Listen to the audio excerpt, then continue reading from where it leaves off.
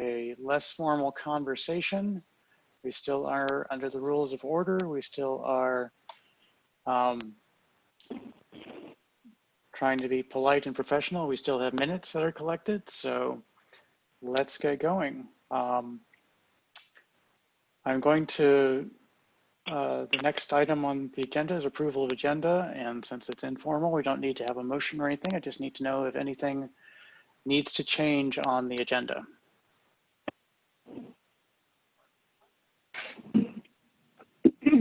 Not on my end. Okay, anybody else?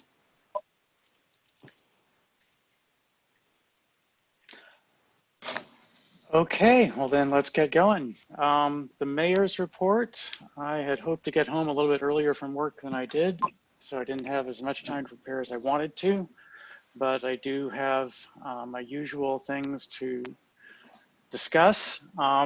First of all, I'll just give a brief COVID briefing, COVID-19 briefing.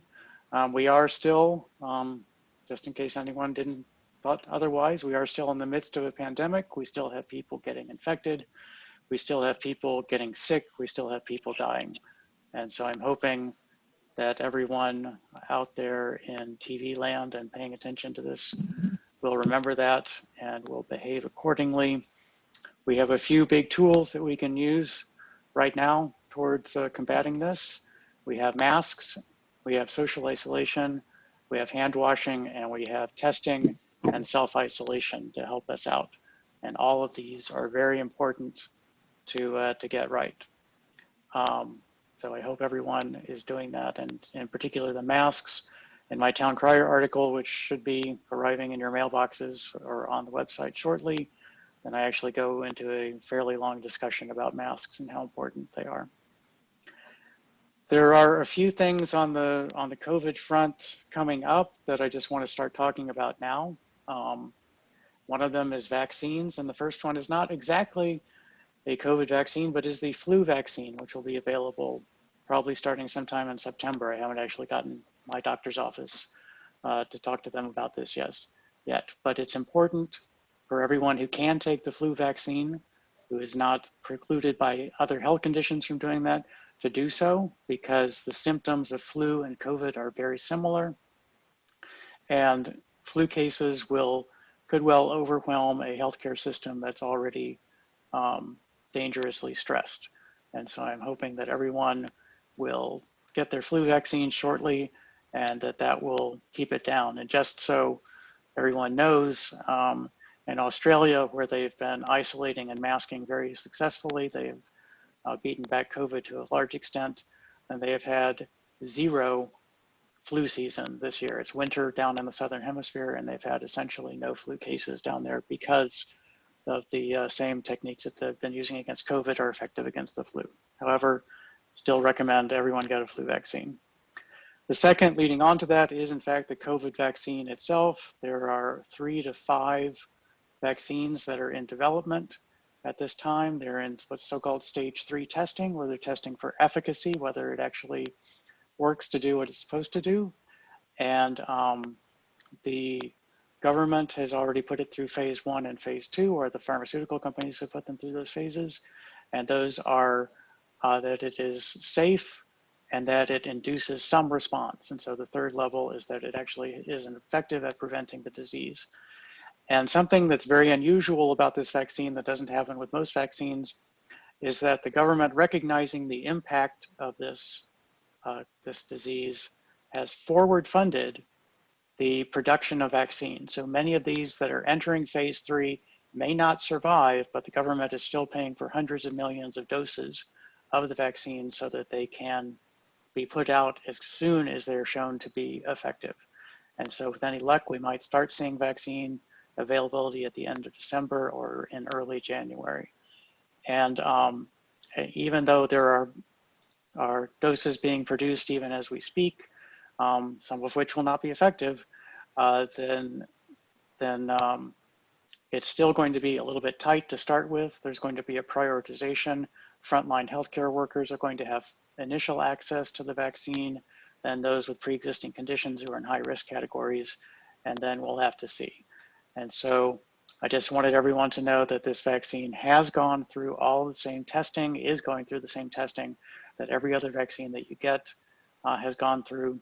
And I strongly encourage everyone to prepare and get ready to take the COVID vaccine when it's available. That's, I guess the one last piece of it is that the economic impacts of COVID are still playing out. There's still a lot of people who are unemployed. There's still a lot of people who are food insecure. And I encourage everyone to participate in the various efforts going on to try to combat that. Give money to your food to your food bank, local food bank. Donate to some of the many charitable organizations that are helping to feed people in this area. And of course, the town is very involved. Town staff are very involved in helping to work on these as well. So I think with that, I'm going to wrap up that part of my report.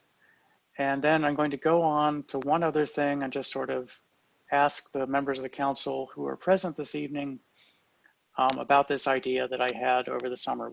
We discussed at some point late, just before the July meeting, the fact that attendance was a problem. And so I thought that just as sort of a way of paying a little attention to that, that at the beginning of each meeting, I would actually have a roll call and verify that members of the council were here. And if they were not here, to ask if anyone knew why they were not here and what the situation was. And this would allow us to know what was going on and to potentially, as a council, excuse absences that we know about at that time. Since there are some people who have pushed very close to the 3 consecutive absences, which requires the council to vacate the seat if they are not a forgiven absence. So that's just an idea. Please provide me feedback in the next week or 2. And if that seems like a good idea, then I'll add it to the agenda for the September meeting. And with that, I will wrap up my report.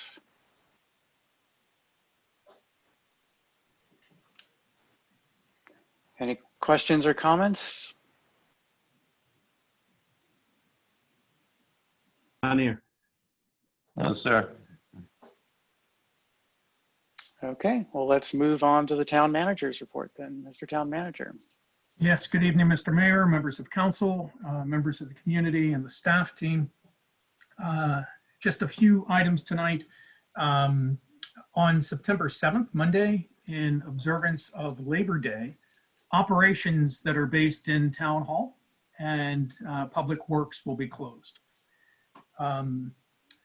There's a virtual legislative meeting of the council that's scheduled for September 14th because of the Labor Day holiday. It's moved out a week.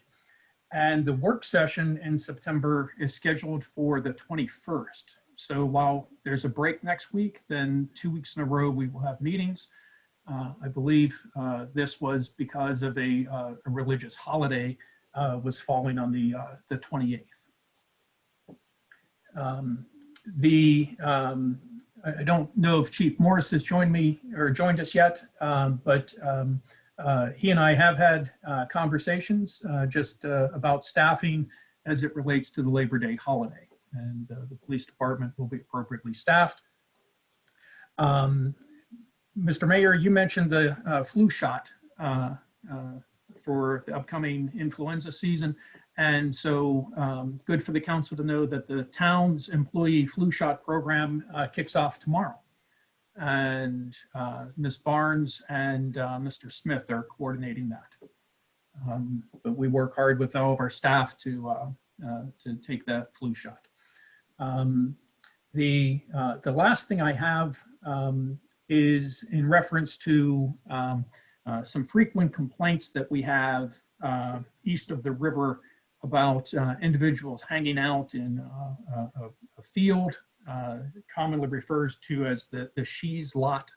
So the police department and public works and neighborhood services have been working to address concerns in that area and look really for longer term solutions. So For example, there's been outreach made to the Department of Social Service for their homeless outreach group to reach out to folks that may be hanging out there all day, drinking, urinating in public, things of that nature. So not so much from an enforcement perspective, but trying to seek some help for folks. But along that same line, Public Works has added additional corner cans, the trash receptacles, so we can try to keep that area cleaner. And the police department, it's in our CIP budget to have a neighborhood camera system. And Assistant Chief Glicksons, I believe, is on the line. The police department managed to get a free camera as a test to set up over there. And so that was deployed the other day. And Rosa, are you online? Yes, I'm here. Can you speak just for a minute on that camera and the results that we've seen, both in terms of folks hanging out and doing things they shouldn't be doing, as well as how it's helped with some cases? Yeah, so as the town manager just said, we've been allowed to have this free of cost, this state-of-the-art camera system that is solar powered. It's got 4 separate cameras, so giving you a multi-directional view of the surrounding areas. It encompasses the entire Shees lot up to the businesses that face Kenilworth Avenue, so the dry clean or the laundromat, the apartments, and then the side of the Alamo, as well as Riverdale Road. So it's got a great view. It's very clear. It's monitored 24/7 in our dispatch. We have monitors in there, so if a call comes in, we're able to immediately zoom in on the area. Earlier this evening, we had an incident, or I'm sorry, earlier this morning, we had an incident there on 54th Avenue that was able to capture the incident unbeknownst to the bad guy. So we were able to actually use that information to close out the incident rather quickly. So it's really, we've only had it about 5 days and it's already come in handy. We haven't received any of our nuisance calls that we would normally receive. So I'm not sure if that's because it's thwarting some of the activity or whether the nuisance really isn't there. There are people that hang out, and there were a couple guys today having lunch underneath a tree, getting out of the rain, but that wasn't, you know, they weren't disturbing. They certainly weren't urinating. They weren't drinking. They were literally eating lunch. They got up and they left. So it's been successful so far. And it's also movable, which is the nice thing. We'll be able to move it around if we have issues that we have to address, we can move it to that area, or, you know, whatever we need. It's a nice tool to have. And again, for the council, this is a test to see how this particular system works. And Chief Morris, Assistant Chief Glickson, and I will be working on an RFP for a process, because the council did allocate funds for this purpose for us to actually acquire a camera system. Mr. Mayor, if there's no questions, that's all I have for my report. Very good, thank you. Are there any questions for the town manager from members of the council or members of the Comment, if I public? may, Mr. Mayor. Of course, please speak. I appreciate the effort the town manager and the department's taking to address that issue over there. Thank you.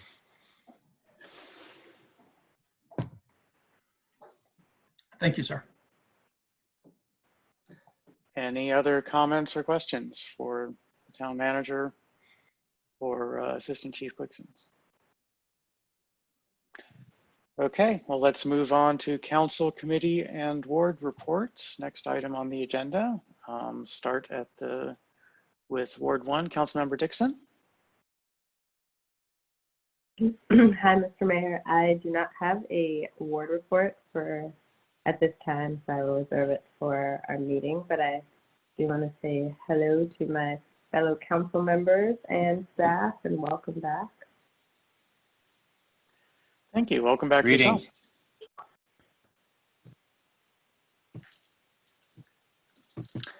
Councilmember Foe, do you have a report for this evening? I don't have much of a report this evening, but it is good to see all of your faces. I hope you and yours are all well, and the town staff has continued to do an incredible job. I went through the website recently to request a new trash can. And I'm glad to report that within 2 days I had a brand new trash can. And I know that that's something that constituents have complained about in the past, but to see a system moving into play that is done effortlessly and with it's time sensitive was really nice to see. So kudos to town staff for that. Nothing more tonight. Thank you, Councilmember Foe. Councilmember Lingwood, do you have a report? Briefly, Mr. Mayor, CCAR CDC will be meeting virtually tomorrow night via Zoom. It's a 5:30 meeting. It's a special board meeting. Actually, there's a special meeting and then there's the regular agenda meeting starting at 6, again via Zoom. The special meeting is a revision of the CCAR resolution from August 14th for the bank bridge loan of $125,000. It's moving it from essentially a 6-month loan to a 4-month loan of interest-only payments to West Banco Bank. And this is for the completion on the construction of the Sarvis Cafe. This is a bridge loan until money from 2 bond bills come through from the state of Maryland.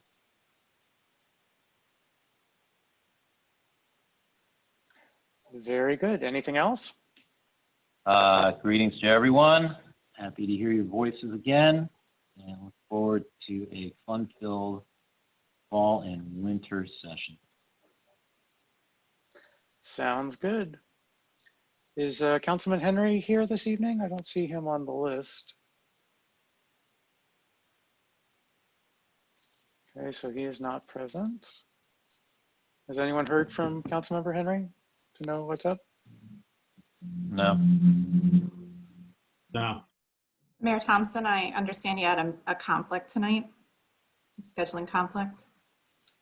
Okay. Okay, Ward 5, Councilmember Richardson, is she present this evening? No. Okay, didn't see her in the list. Has anyone heard from her? Mayor Thompson, she was unable to attend tonight. Okay, she contacted you before the meeting and She did, yes. Did she give a reason? Yes, she's preparing to relocate for a short period of time while there's work done on her building. Okay, so.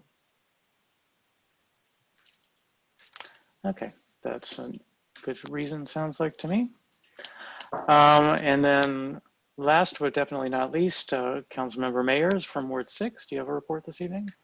Good evening, Mayor and Council. Not at this time, no reports at this time. Okay, very good. Mr. Mayor, if there are 2 items I forgot to mention, if I could Yes. have a moment. Oh, no, I think that's fine. Okay. One is on Field of Dreams, we were not awarded the funding that we had previously applied for.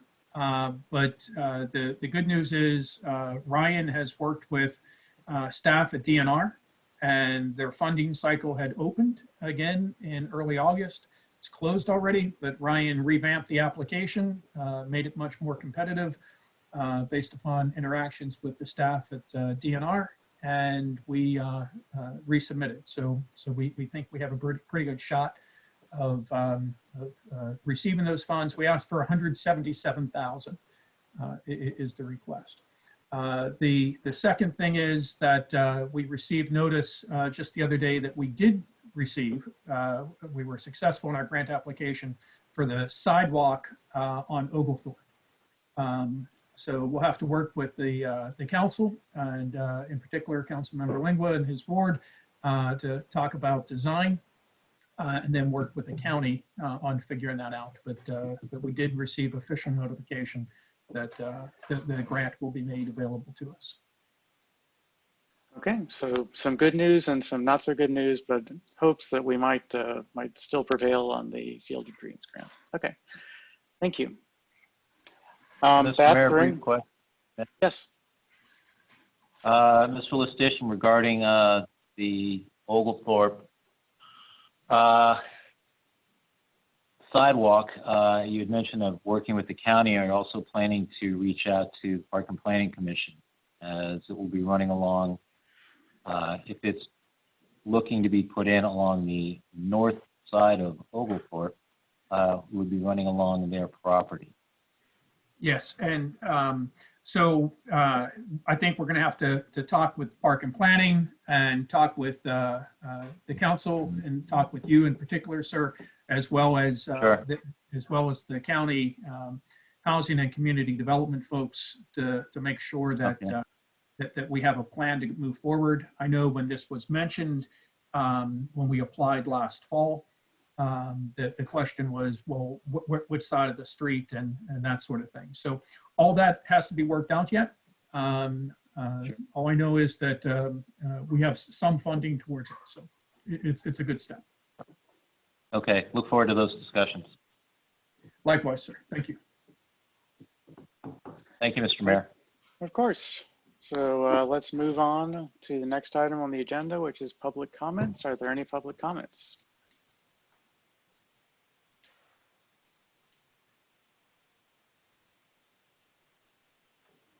We're looking at you, Laura. I always feel bad. You feel bad. I always feel bad. We're all looking. I have no comments at this time.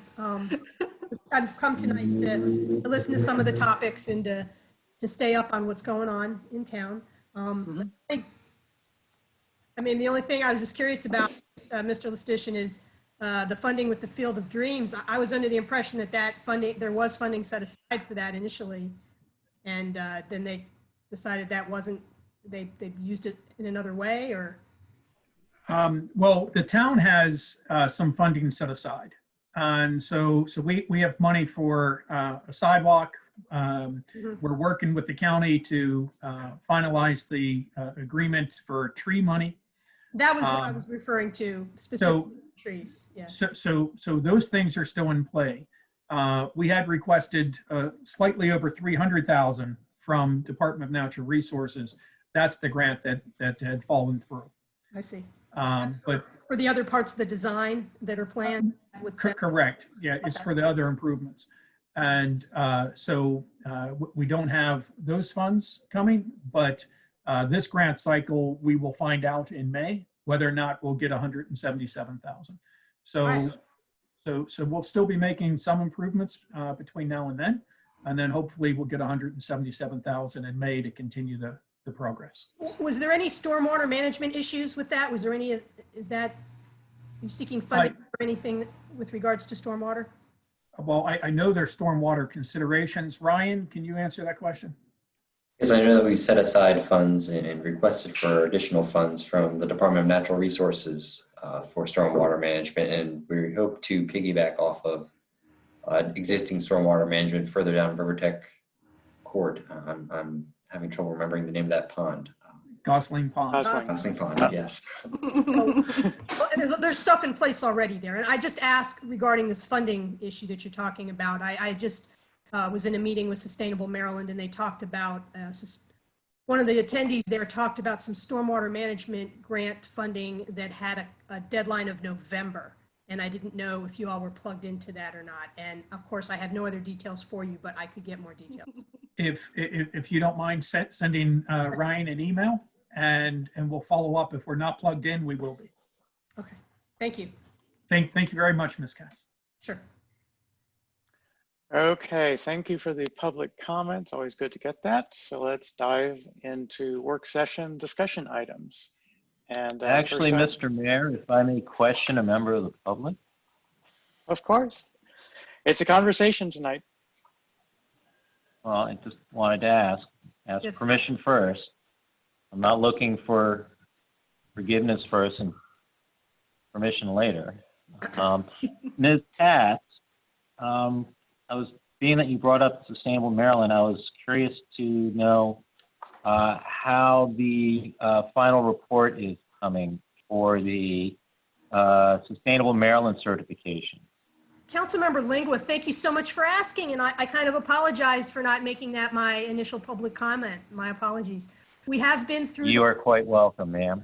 We've been through the first review cycle of that application, and really, any day now, I'm expecting the second review results to come back to us, at which point we'll have a few weeks to respond to those. But overall, I feel the Okay. application is in very good shape, and I believe the certifications will be like official, and there'll be a ceremony of some kind, I think in October-ish. So we have a little ways to go before there's an official declaration of it, but I think we're in good shape. That is great news. Mr. Mayor, a quick follow-up, if I may. Yes. Ms. Katz, hopefully as this all goes through and there is an award or a presentation made, and then the next 3-year cycle starts, are you looking to kick that off in any way about discussion over for what Green Team would like to see over the next 3 years? Councilmember Lingua, again, thank you so much for that question. I really appreciate your interest in this, and you've always had an interest in this. We actually have an action plan that is part of our application package. The two-thirds of the action plan actually consists of staff goals. I think the staff did a fantastic job this year with the budget. Really, some amazing things as goals in there. And so all of those goals are that are related to sustainability, are part of the Sustainable Action Plan. And that plan, I can get you a copy of it. Like I say, it's still in the application phase, but I could certainly get you, the whole council, I can send you folks a copy of the plan as it sits right now.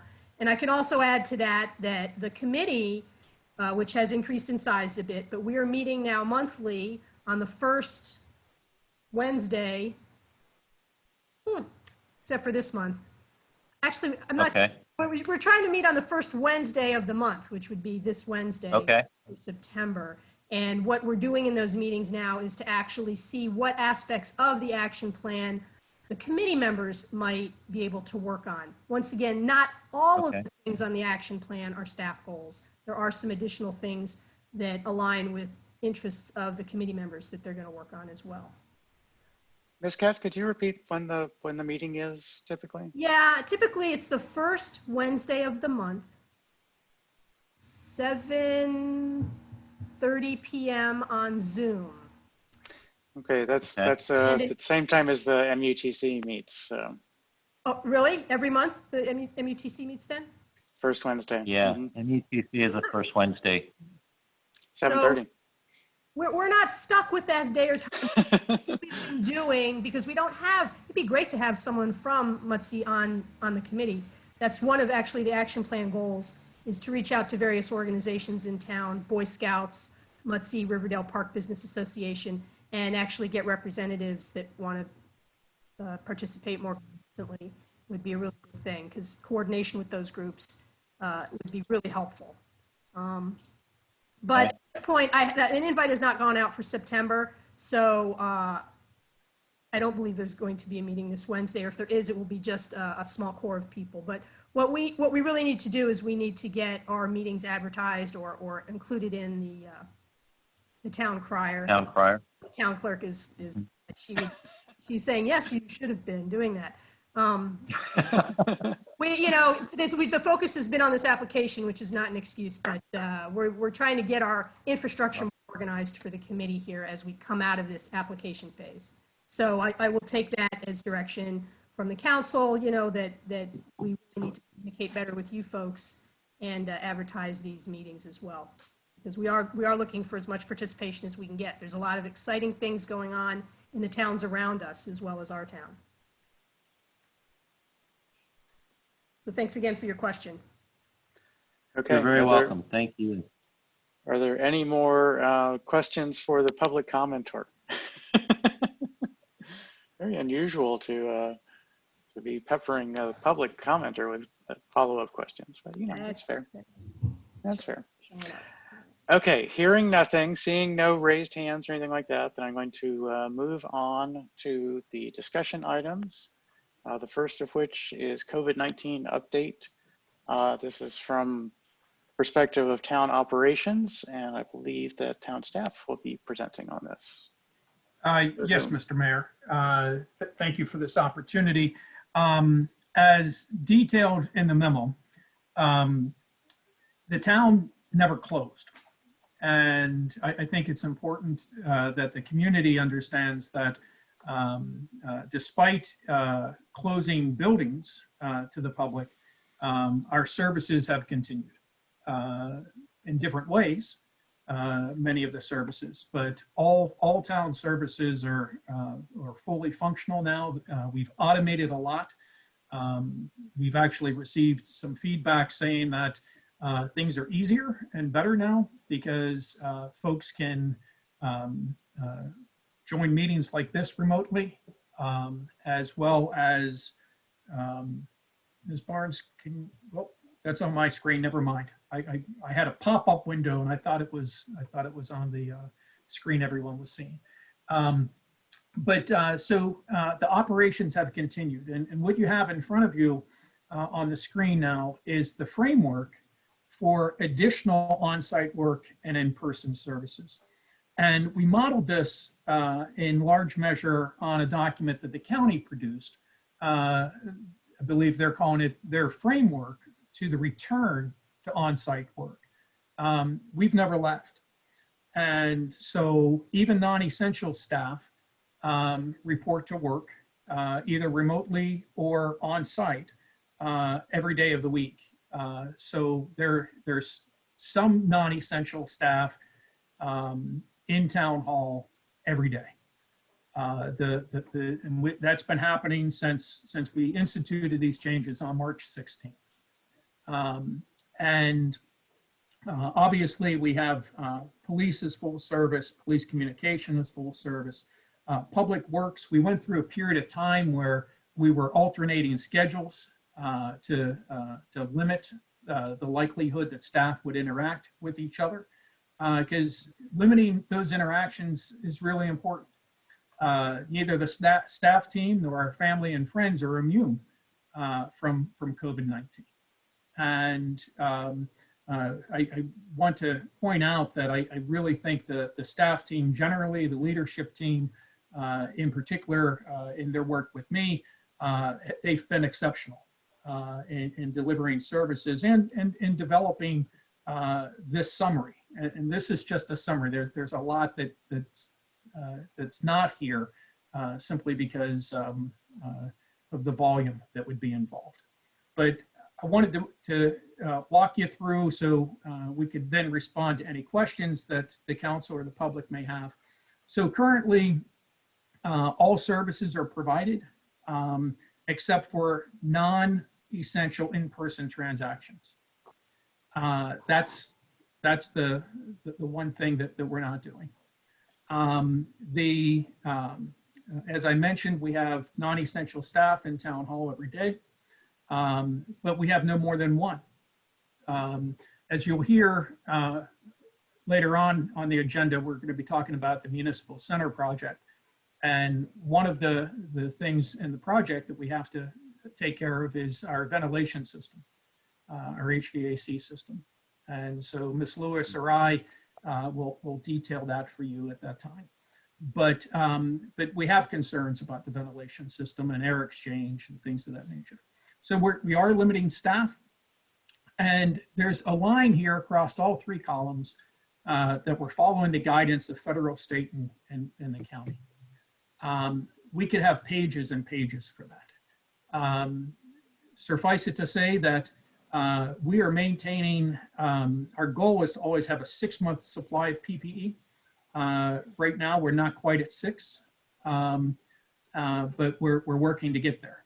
And I think it's important that we have ample PPE should the virus worsen and there be a rush on protective equipment, we would still be able to function. So our goal is to have a 6-month supply on hand at all times. Public Works Department has done an outstanding job on cleaning the buildings, their own vehicles. The police officers are doing an outstanding job cleaning their own vehicles every day. Actually, Public Works is cleaning offices twice a day, and I believe that's still continuing 7 days a week. So we do have a Public Works staff member in on the weekends to ensure that the offices are being cleaned. The buildings, as I mentioned, the Town Hall building, the Public Works building, they're closed to the public. The police lobby remains open to the public. And we're not having any non-essential in-person meetings or events. Virtual, remote participation only. And essential exterior site inspection meetings are permitted with required PPE and social distancing. And a good example of that would be we're moving forward on the 48th Avenue sidewalk project. And so there's been meetings in the field to talk with the architects or the engineers on the design to make sure that we can still have that project delivered.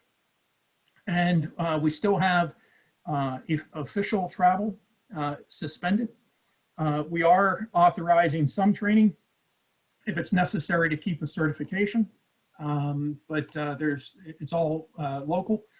There's no one authorized to board a plane or travel where they have to stay in a hotel.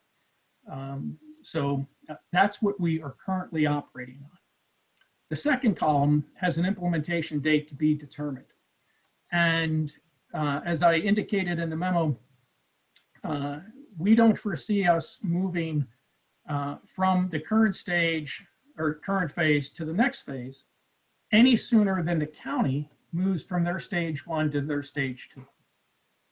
The county has a health officer and resources that we simply don't have, and we're going to follow their lead in so much as we will not open the offices until the county declares that their offices are open. In our phase 2, we're saying that we would do that with limited in-person transactions, and we would do it by appointment. We had a lot of debate among the leadership team, and at the end of the day, we never had a lot of in-person traffic. And actually, over the last 2 years, as we automated more and more, the number of in-person transactions has decreased long before COVID, simply because people can find their information online, people can pay their bills online, people can apply for permits online. So our in-person transactions were decreasing prior to COVID. So our first step would be to have appointments, in-person appointments. And during that time, we would have 2 non-essential staff people in the building because we wouldn't want anyone meeting with someone without a second person in the building. I think we all know that we're all under stress, and sometimes an individual's reaction isn't commensurate with the situation. And so we just want to make sure our staff are safe. To that end, during the other presentation tonight, you also hear about upgrades to the town hall lobby, the design work of which is complete, to have a barrier there at the front counter. So we would also, in this next phase, allow for limited non-essential in-person meetings or events. We would still maximize virtual and remote participation. Essential exterior site inspection, walking meetings and tours would then be authorized. So that's getting back into community walks and things of that nature in that phase. In phase 3, and I went back and forth and listened to good counsel from my other members of the team on, do we want to define an aspirational phase where we're back to pre-COVID-19? And at this point, I don't think we can. I think you'll see that other governments have. They say, yes, we will reach this phase where everything is back. I would argue that we're forever changed. We will expand the in-person services, but not knowing what's going to happen in the cold and flu season, not knowing when a vaccine is going to come out. We intentionally, I'm keeping this vague. If we can get back to a pre-COVID type operation, wonderful. But if it's 3/4 of that, it may be 3/4 of that for an extended time. I simply don't know.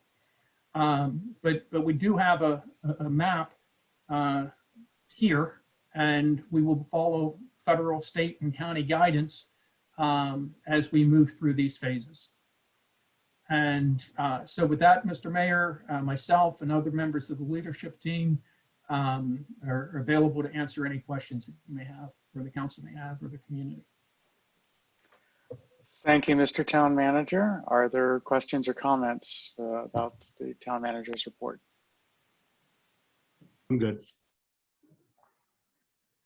Mr. Mayor, if I may. Of course. Mr. Lustician, I notice you have two documents here with us. It's a return to on-site framework and the one you've been speaking of, the implementation of additional on-site work and in-person services. And I see they overlap some. Are there any differences you wanted to point out to us to make sure that we're aware of? Yes, the primary difference would be when the county moves to stage 2. They talk about opening county offices, and I'm talking about having appointments. And I will say this, I've participated in discussions with the county on their framework. When they mention in their framework for return to on-site work, opening county offices, I believe it says offices are open to the public. Everything that I'm being told, that does not mean that they're going to be open 40 hours a week. That doesn't mean that every office, that doesn't mean that every office will be open every day. That means that they will open and they may have someone in finance there on Monday. They may have another office open on Wednesday mornings. So they're concerned with the same concerns that we have, number of people in a building, and how do we manage that? So I confirmed with the county before we put this memo out on Friday that they in fact still are in their stage 1. They are. And I don't believe they have a date certain by which they're going to announce moving to stage 2. But everything that I've heard in listening in on these calls, it's been that there's going to be some sort of a staggered schedule for X number of hours per week, depending on their building and limited space limitations, things of that nature. So it's not going to be flipping a switch. Okay. Mr. Mayor, quick follow-up, if I may. Of course. I'm seeing that also that this information on the document from Prince George's County, it says that it is subject to change as directed by Prince George's County Health Department, State of Maryland, and the U.S. Centers for Disease Control and Prevention.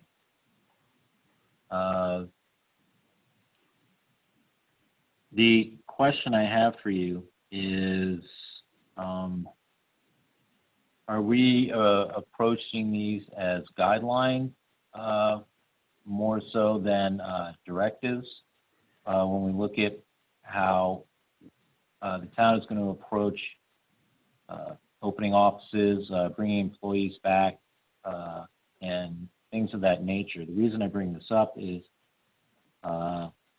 based on recent announcement by the governor regarding the return to the classroom of students and teachers just 4 days before the start of the virtual school year, as well as the replacement of the head of the CDC by the current administration, who is now bringing up the topic of herd immunity. And so in direct response to your question, sir, we are going to look at guidance, not being directed by an external entity to do one thing or the other. Okay. So, for example, it's my position that we don't move to phase 2 until the county moves to stage 1, or to stage 2, I'm sorry. And, Okay. So I'm saying that we would no sooner do that. We may actually take a few days. If the county, as the state was doing for a while when they were making changes to their executive orders, they'd make an announcement on a Wednesday or a Thursday saying effective 5 o'clock Friday, this is what we're doing. If we hear something like that, it may take us a week to say, okay, do we have all the logistics in place? What are our staffing levels looking like? Do we have anyone currently impacted by COVID-19? And so all those decisions have to be made locally, sir. But following the guidance generally, but not viewing it as a directive.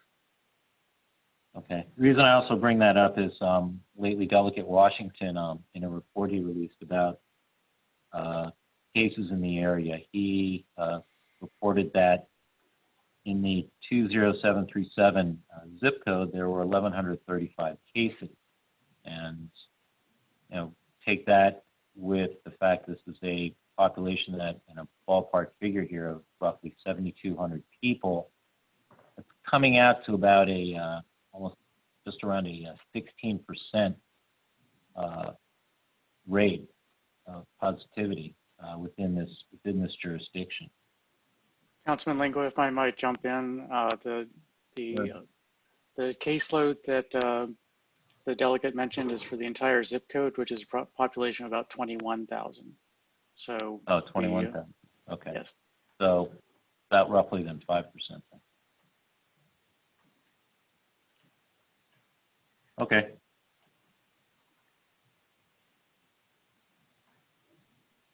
Any other questions or concerns on this item? Hearing none, let's move on to fiscal year 2021 revenue analysis. Mr. Mayor, I believe we have Mr. Gentry Jones to cover this tonight. Mr. Jones? Yes, thank you, John. Good evening, Mayor and Council. The finance report that I will be covering covers the first 2 months of the fiscal year for FY 2021. So it consists of revenue for both July and August 2020. And then it also covers the previous 3 years, fiscal years. So it would be FY 2020, FY 2019, and FY 2018 for the same time period of July and August. Just to give a comparison of our revenue, where we're at and what we've done in the past. So the major categories that the report covers is the local taxes, which consists of the real estate taxes, personal property tax, local income tax, and operating tax. This particular category, we have received $295,000 for FY 2021. When we look at the previous fiscal years, we've actually outperformed last fiscal year,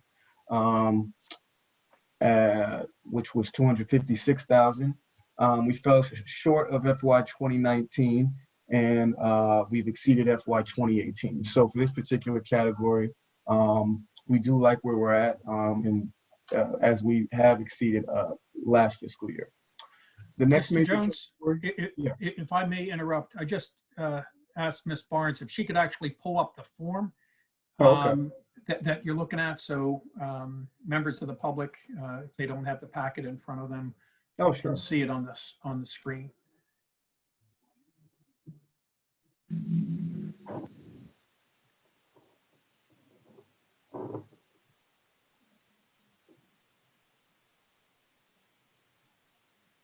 Is this what we're Yes. going over now, Gentry, or Yes. going over? And you have charts and graphs then too, right? Hmm, I have those Okay. as well. Okay. Yes. So the second major category that we have is licenses and permits. We are a little down in comparison to other years, but overall, we're not in a terrible place. We've brought in we're at $142,000 for our licenses and permits, and that major category consists of our multi and single family rental licenses, our building permits, business licenses, and parking permits. The next category is municipal infractions.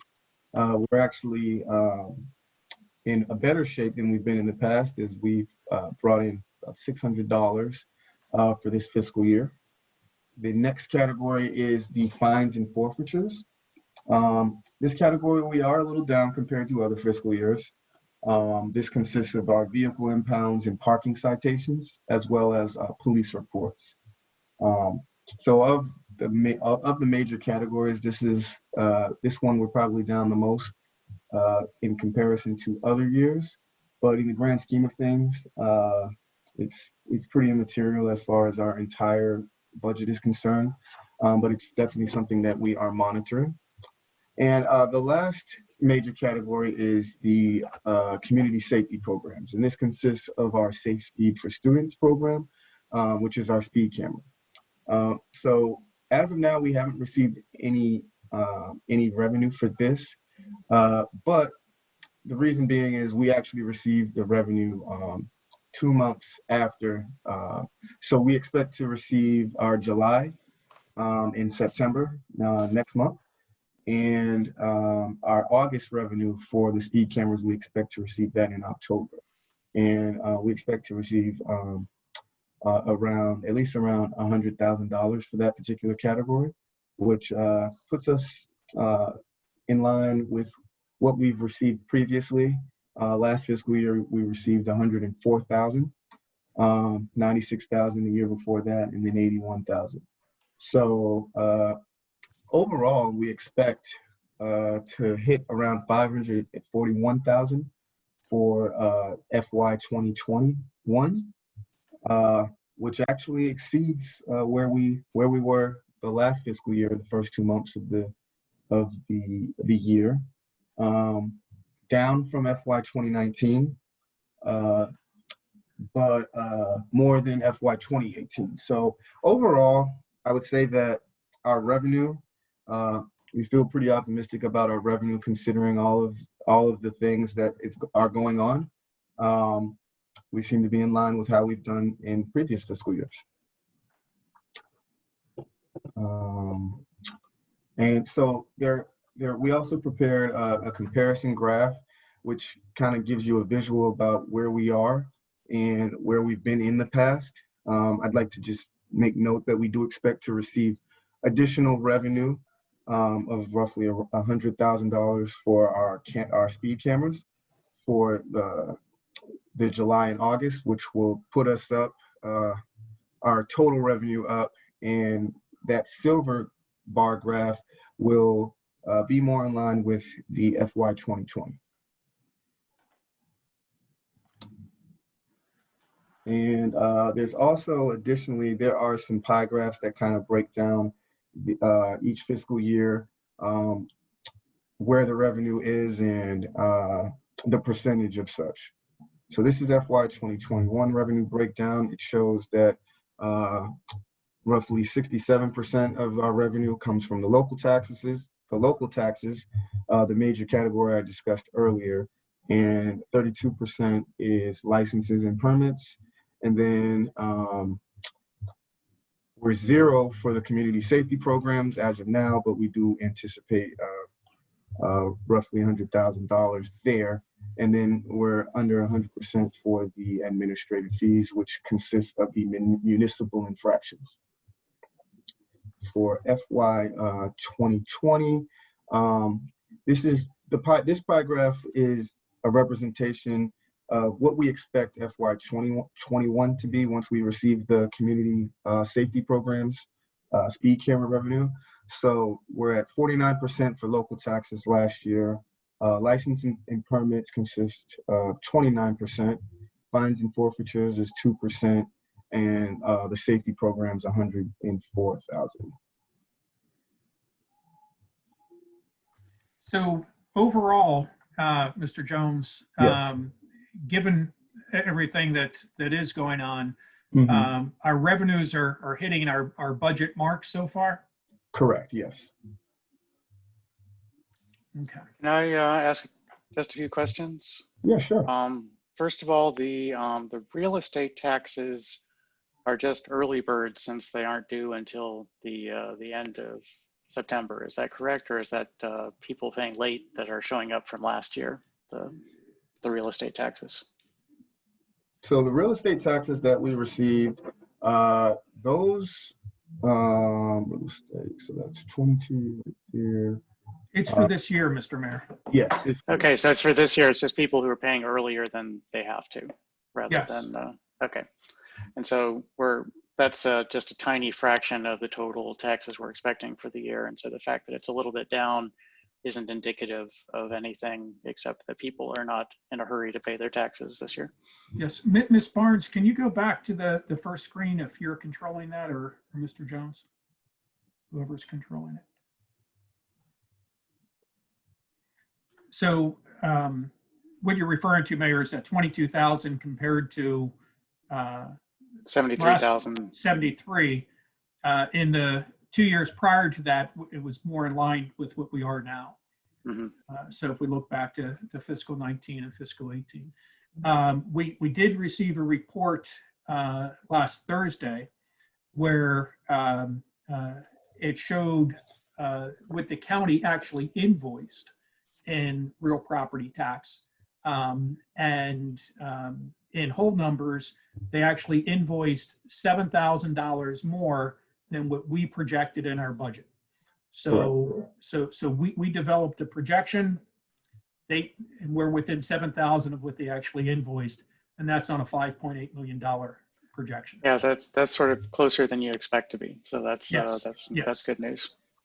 Okay, the second question, and this is just about the personal property tax. And my memory is that fiscal 2018 and 2019, there was Purple Line construction vehicles that were parked in town, and that's why there's a big bump over there for those numbers. Is that the correct? My memory is correct there?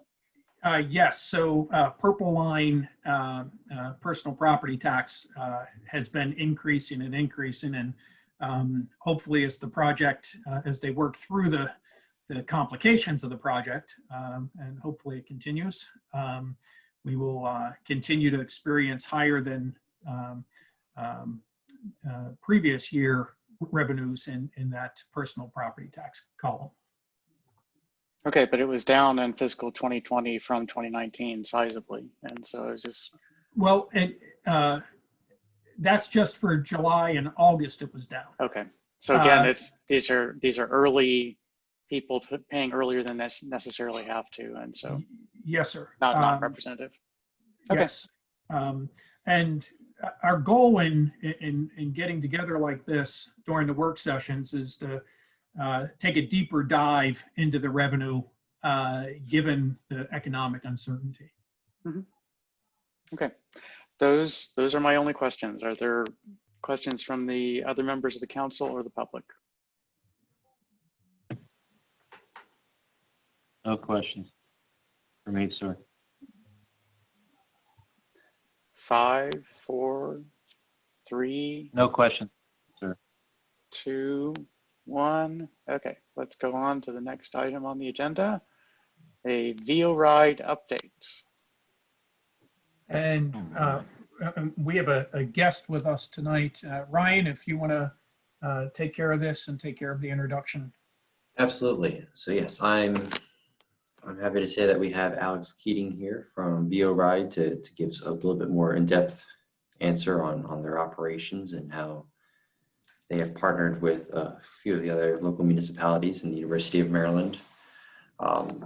They've been working with the City of College Park, the University of Maryland, and University Park to provide scooters and electric bicycles as well as normal bicycles. Their program is dockless, meaning that it is not like Capital Bike Share and that there are permanent docking stations that the bikes need to be stopped at, but rather they operate on a dockless system where there's no actual physical bike racks for the bikes to be locked to, but there's designated zones where the bikes will be left. Yeah, so I'll leave it to Alex now to go a little bit more in depth about their company and how they operate. Great, thanks, Ryan. Can everyone hear me? Yes. All right, I'm going to briefly start my video. I've had some bad time with the internet today, so I'm also called in on a phone, and I'll switch if it gets too bad. But I wanted to say hello and thank you for having me. Thanks, Ryan, for getting this organized. Yeah, my name is Alex Keating. I'm the Director of Public Policy and Partnerships at VIO. It's a micromobility company based in Chicago. That means bikes, scooters, electric assist bikes where you pedal and you get some help. Also, fully electric bikes. Our vehicles really kind of run a pretty broad spectrum and are always evolving. As Ryan mentioned, between College Park, University Park, and the University of Maryland, we have 150 scooters and about 100 electric assist bikes that are deployed. That was through a program that started in the summer of 2019 and is now being extended due to COVID at the very least, depending on whether we extend again. As I mentioned, that's a mix of bikes and scooters. If folks are unfamiliar with the kind of base of dockless micromobility, you're usually going to be doing a certain fee to unlock a vehicle, and then a per minute fee, something like 25 cents per minute, generally speaking, and $1 to unlock that vehicle. Our bikes and our scooters are slightly different. I think one is 20 cents and one is 25 cents when you're riding. So VIO is based in Chicago. Myself, I'm in New York. Prior to VIO Ride, I was the Director of Special Projects at the New York City Department of Transportation. So coming to this from a public sector background and working all across all of our markets and cities, both universities and cities, to make sure we're delivering the service that is requested and making sure we're being a good proactive partner. We are in, I think, at this point, about 40 markets across the country. In the US, it's a mix of universities and cities. Large, like we've got fleets on the ground, smaller cities as well, like College Park, but all are great markets for us.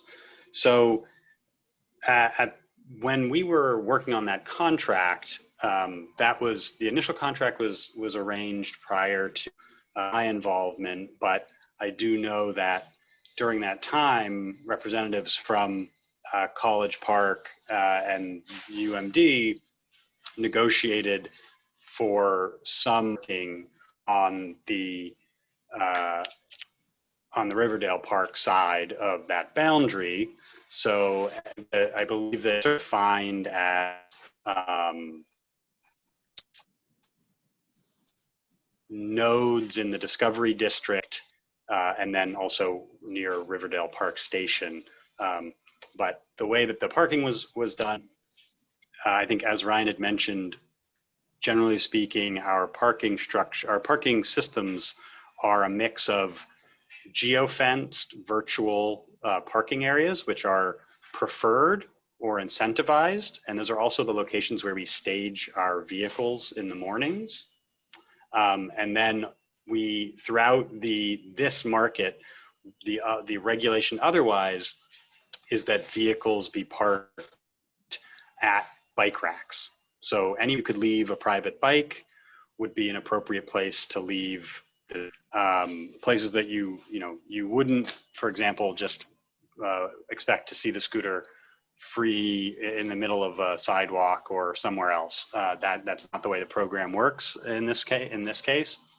And so if there are instances of that, that's poor parking behavior for which the rider can be penalized and even lose their ability to use the service if they're repeatedly leaving their vehicles in the wrong locations.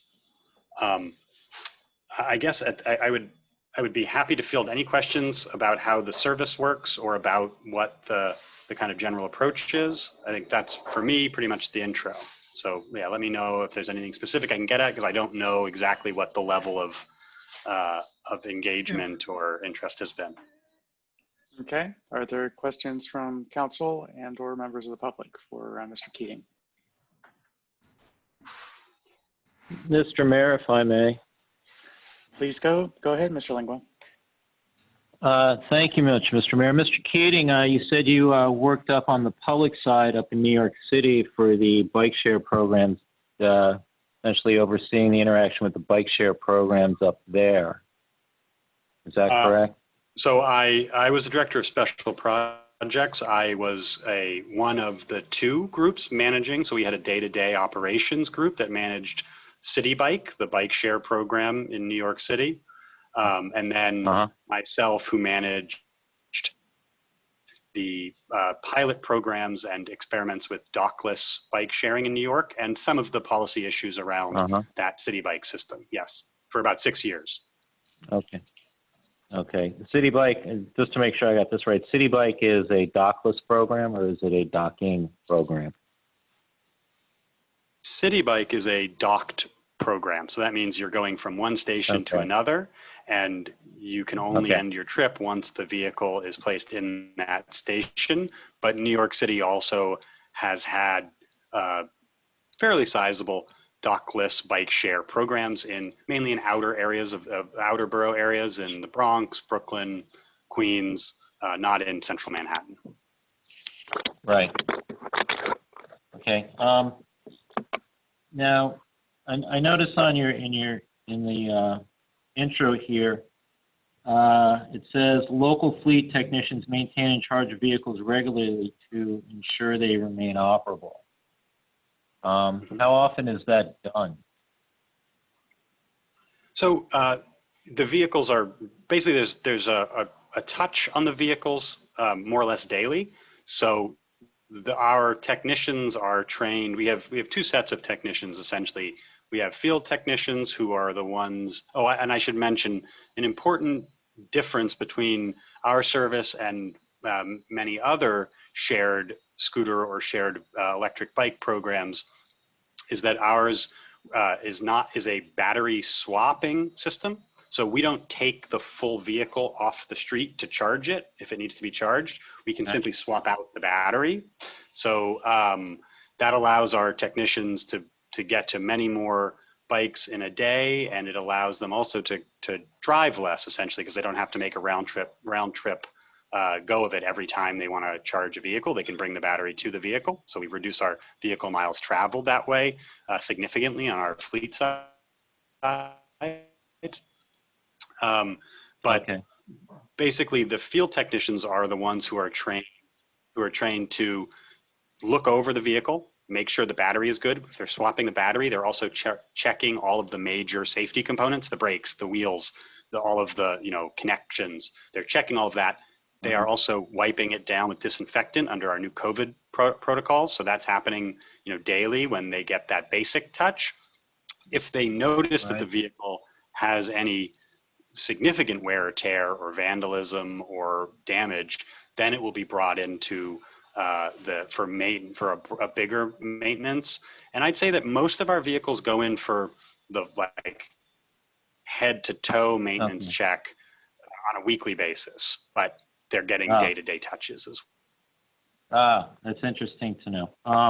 Now, I notice here in your thing that you have a partnership and a written agreement with College Park, University Park, and the University of Maryland, and yet you've established a geofence area in Riverdale Park without a written agreement.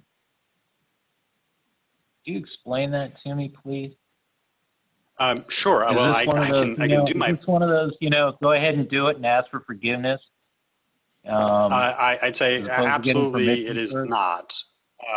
So what I can tell you is this: VO has never launched a single market without an agreement in place with the town or city.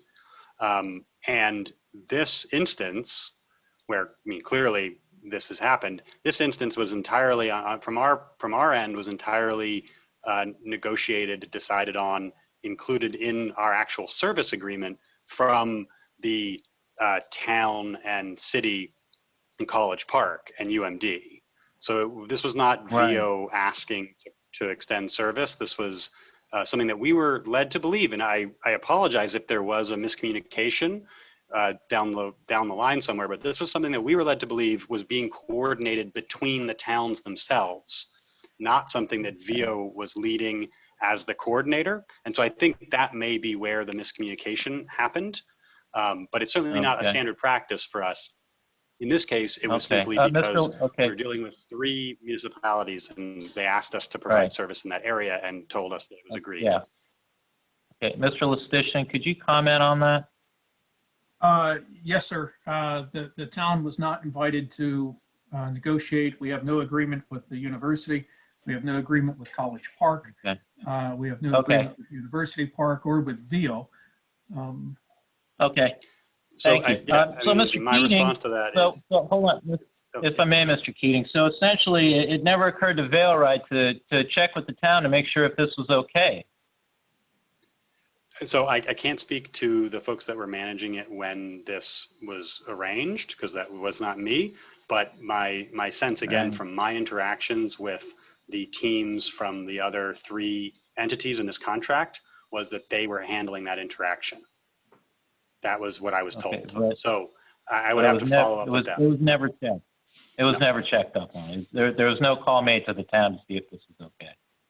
From VO side, no. We had asked okay. That's all I need to know. The lawyer and the mayor's That's all I office need there to know, sir. that they had confirmed. That's all I need to know, that VO-Ride didn't bother to check with the town to see if this was okay. No problem. Now, the other thing that you bring up with this is, essentially saying that one of the places that they can dock is at bike racks where other private bikes could park. And this is kind of getting to the point that I'm really, wondering here is just that what would, compel us to, want to enter into agreement to allow Vail-Ride to conduct a private transaction on a public property. Not only that, take away a private amenity by taking up space for things that we're trying to provide for residents in town so they can ride their bikes, should they choose to, and be able to secure them safely at the aforementioned bike rack. Can you explain I'm sorry, me? that was a bit in and out for me, but I think I got what's going to the gist compel of us the to question. allow Vail-Ride to conduct private transactions on public property? Sure. So I think, again, I think that's a question for the town itself largely. VO partners with cities and universities who are interested in making access to bicycles and essentially carbon light transportation options more available. And generally speaking, the town or city makes the decision to allow the company to provide shared services that utilize public infrastructure, the roads, the bike racks, and that's a trade-off that they're looking to make. If it's not a trade-off a city's looking to make, then we would not be operating there.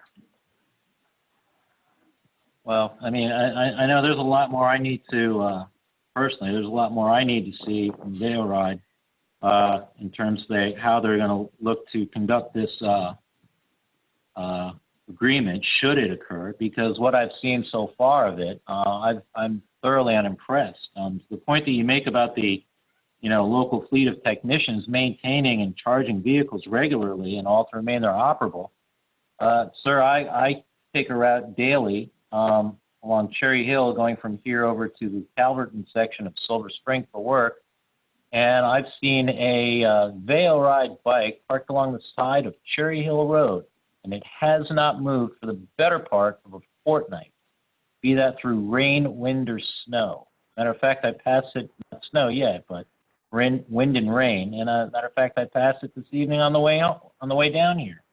So that kind of, really has me wondering, whether or not that bike's being serviced, because if it was being serviced, one, it would probably been removed from the side of Cherry Hill Road. There's that. And when I see the bikes and scooters that are up at Riverdale Park Station, as I said before, taking out perfectly good private bike racks for private use of residents and those visiting the town.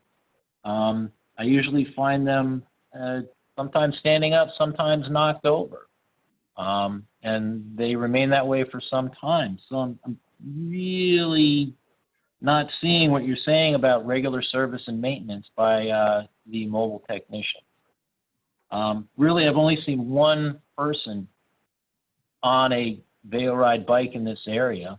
I see him on a bunch of other bikes, and otherwise I'm seeing them in like left strewn and in disarray. So I'm not really feeling it for this agreement, to be honest.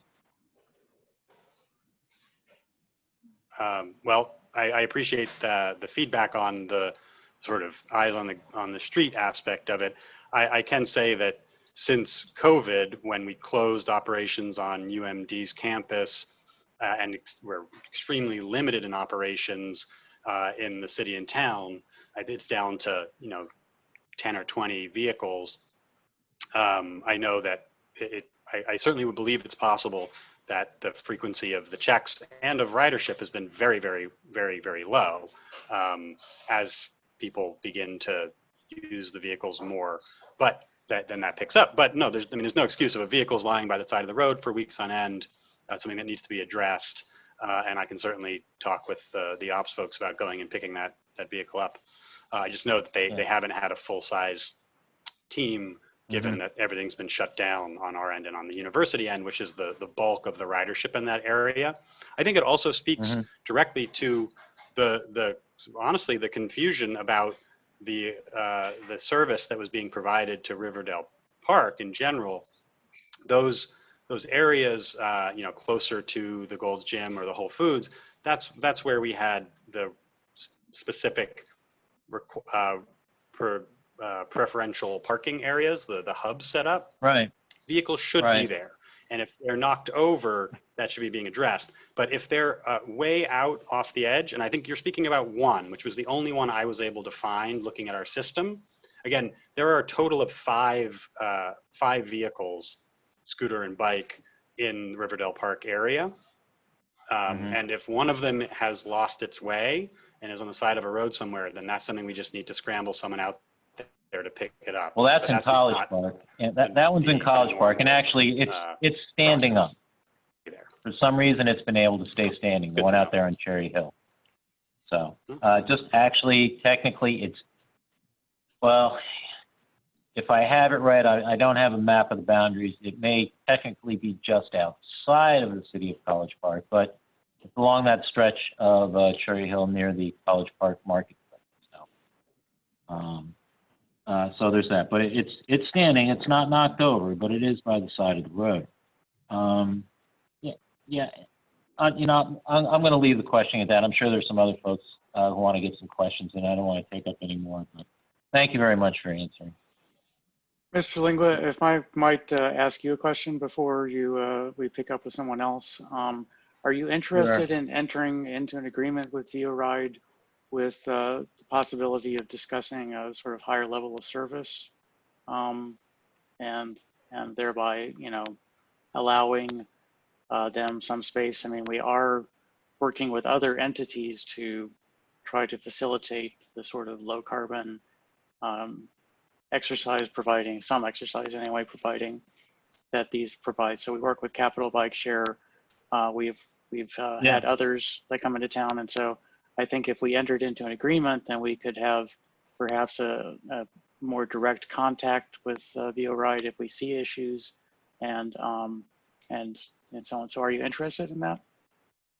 Mr. Mayor, I think it's something that, we as council and staff really need to discuss outside of getting into an agreement and then coming back, because the difference between this agreement and say what we have with Capital Bike Share, Capital Bike Share is a docked station. It's pretty cut and dried, straightforward, where the bikes come in and go. And so far I've seen that's been working well. When we enter into this agreement with VO-Ride, it's going to be the first of its kind regarding dockless bikes, and which is something that other dockless companies are going to be looking at. So I think we really need to make sure that we are clear what our expectations are in terms of, authority, responsibility, and liability on part of VO-Ride, on part of the town, part of customers of VO-Ride in that matter, because really it's going to be a precedent-setting agreement that others are going to be looking at. So I think we really need to go over this well before coming back to them. Okay, but you are interested in pursuing a possible agreement? Well, I'm interested in looking into it and see if we can come up with something that's going to be agreeable to both sides. Okay, thank you. But I think there's much work on our end that we need to do first. Okay, very based good. on what I'm seeing. Okay. Are there questions from other members of the council or members of the public for Mr. Keating? I just have a question. I've not actually ridden an electric scooter or an electric bike, but I do see them all over, certainly in DC. And I was curious about the speed limits on them, that the scooters, it says can go up to 15 miles per hour. Is that correct? That is correct, yeah. And so, once again, I don't have firsthand experience of what that would feel like, but we have, I'm just concerned, is there any way you can control the speed on those as far as, can you govern the speed on those so they wouldn't necessarily go 15 miles an hour? So that the user couldn't make them go 15 miles an hour? Yes. So I'd say two things to that, if you can still hear me. The first is that the 15 miles an hour is itself governed. The physical scooter, when you build something like that, could go much faster hypothetically, but we would never want it to be operating faster on city streets. And that's about the norm across all markets, both in Europe and the US at this point. But what we do on top of that is we have a whole set based on geofencing technology. So we're essentially drawing a virtual map in our back end in our computer system. That allows us to set slow zones. So maybe just a zone of an area drops the speed to 8 miles an hour or 12 miles an hour. Wow. We also have something called pioneer mode, where if it's someone's first time on the scooter, they literally just made an account with us, so we know they've never ridden our scooter before, they can opt in to have their first ride be limited to 8 miles an hour until they get a feel for the throttle, for how it feels to drive. So yeah, we do throttle speed for safety reasons pretty significantly and in varied ways across markets. But the most common one being slow zones. So if you can think of like a busy pedestrian area, we would likely drop that speed so that that interaction is a little safer.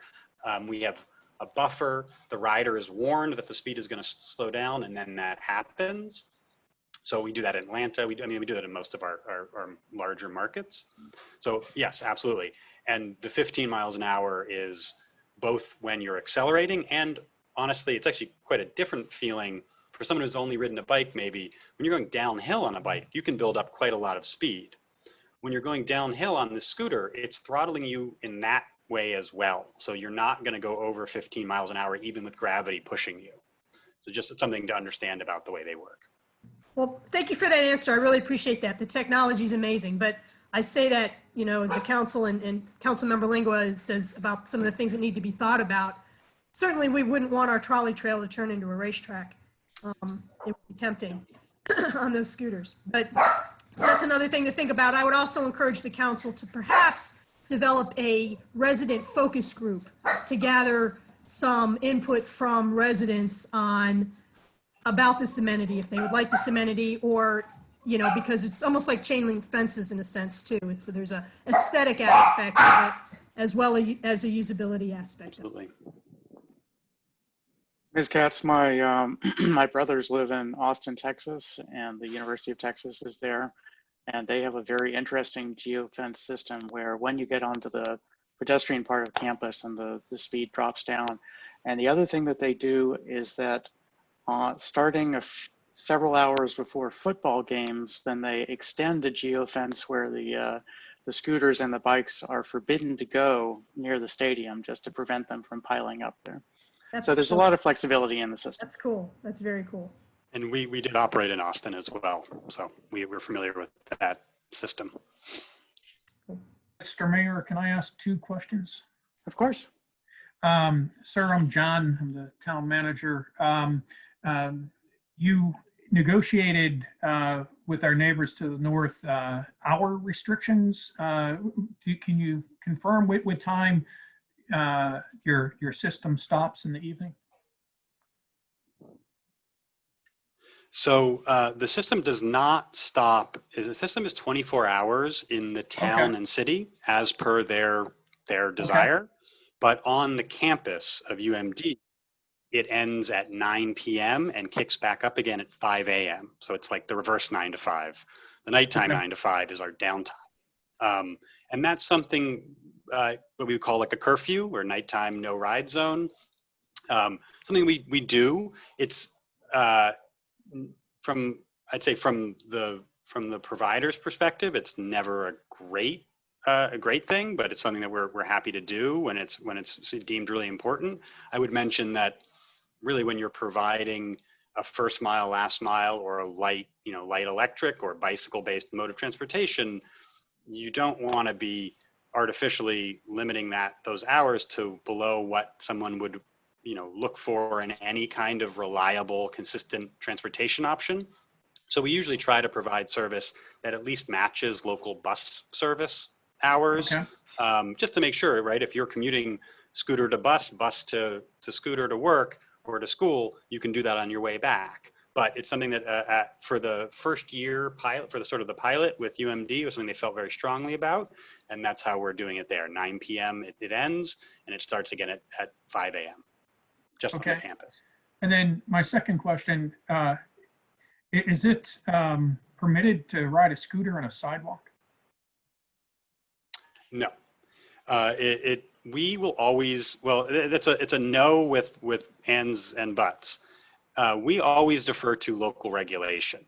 So most places we operate, it's not legal for an adult to ride a bike on a sidewalk, and they will put in, and we'll defer to that regulation.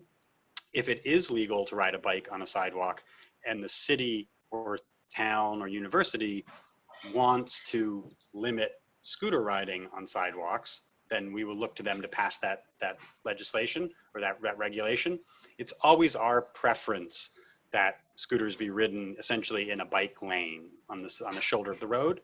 We think that's the right place for micromobility, generally speaking. But if it is totally unregulated, or honestly, we operate in jurisdictions that prefer them to be on the sidewalk, not in the road, we'll follow those rules. Now, the important part of that is also we can geofence parking, we can geofence slow zones, but geofencing is only as good as the GPS on your phone, essentially, right? And there are times when your phone doesn't know exactly where you are on the street. So we would not be geofencing or electronically limiting people's ability to ride on a sidewalk. Quite honestly, I wouldn't know. We would not know enforcement. We train folks. We tell them what their local regulation is. When you open the app in a market, it will show you the rules of the road for that specific market. So it'll say, University Park, do not ride on sidewalks, do not park here, park here. So it'll give you all those regulations for that local area. Okay, so if the town develops an agreement with you and someone opens the app within the town of Riverdale Park, whatever rules that the town has would show up to the user's phone. That's correct. In general, that's exactly Okay. how that would work. Yep. Okay. Thank you, sir. Are there any other questions for Mr. Keating? Okay, thank you very much, Mr. Keating, for coming to talk to us this evening. It's good to learn about what's going on and how we might move forward towards having an agreement, direct agreement between the town and VO-RIDE in the future. And before I go, Mr. Mayor, would it be possible for me just to ask the group if there is an appropriate contact? I mean, I think based on the conversation I heard here today, I think an immediate next step is, at the very least, to have a conversation between the three parties already mentioned in the university, College Park and University Park, and your town, to understand exactly what's going on. I honestly, it just seems like a good step. So I'm happy to organize, but I would have to know who from your end should be invited to that conversation. I would think we should probably start with staff, so please work through Mr. Listician. Work with Ryan. Yes, and actually, if you work with Ryan on this, Okay. and I'll stay in the loop. Okay. And please, So please keep me in. It's helpful. Please keep me in the loop also, just so I know what's going on and can communicate that to council as appropriate. Thank you. Sir. Thanks, Alice. Okay, thank you. Let's move on to the next item for discussion, the Memorandum of Understanding with State Highway Administration regarding reimbursement for mowing on East-West Highway. Yes, Mr. Mayor. Oh, Ivy, are you with us? I am with you. Okay, I will. All right, thank you. I will defer to you. Okay, thank you. Thank you, Mr. Mayor. Good evening, council members. Good evening, members of the community and staff. It's actually good to see everybody and to be back on track with these meetings that give staff an opportunity to update the council and communities on our various projects. We have a lot going on despite the pandemic. And tonight I'm going to be talking about two efforts, this one and the next item. Staff has been working with the Maryland Department of Transportation, specifically State Highway Administration, for too long, I'm going to admit, on this MOU. Remember back in late 2018, we started a process of outsourcing our lawn mowing service, for the most part, to a private contractor. It was at that time I had an opportunity to talk with someone from the District 3 maintenance office of State Highway.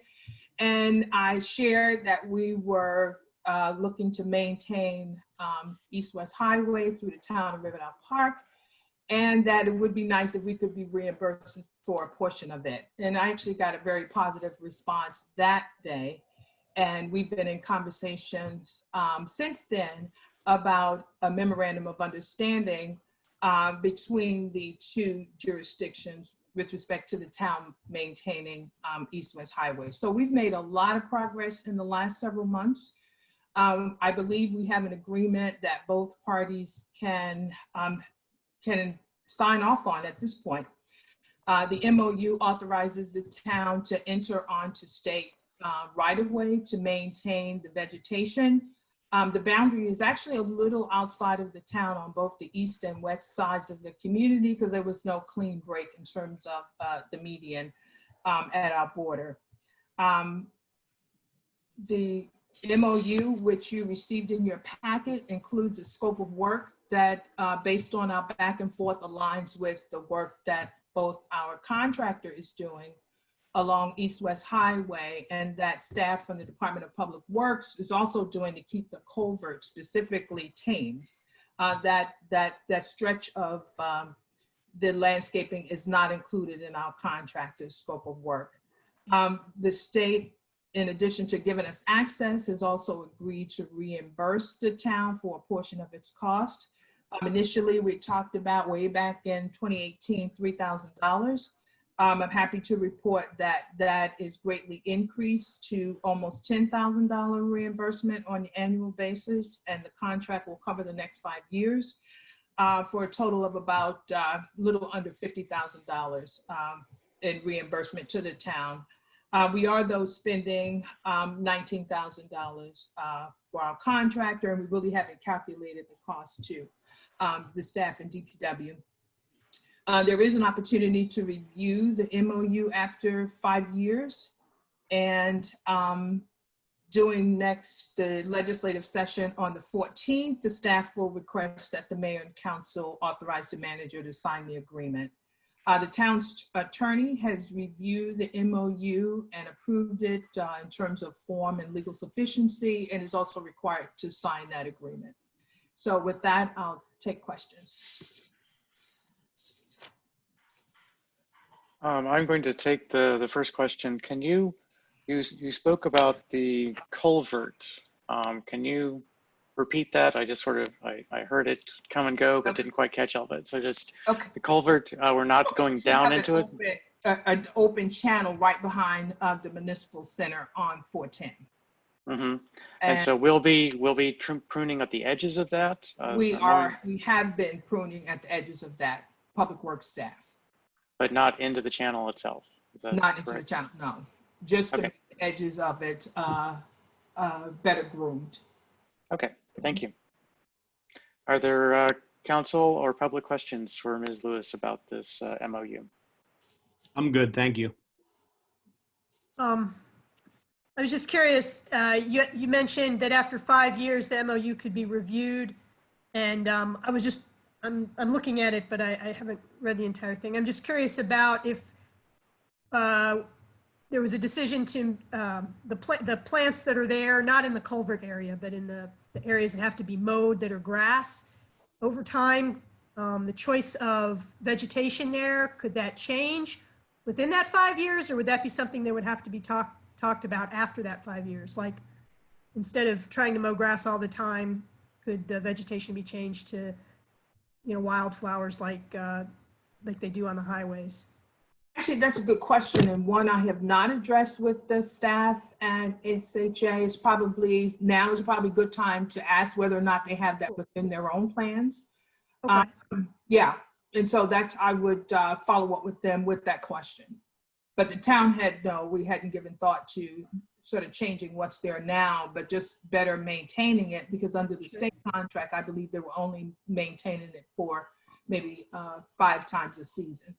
Okay, so just to share my intention for asking, obviously I'm with the Sustainability Committee, and sure, but really, my intention is over time to make it to have less maintenance of that area. Sure. Absolutely. Maintaining, absolutely. Which is just a win-win for everyone. Absolutely. You'd even reduce the cost of the MOU over time. That would be great. Right.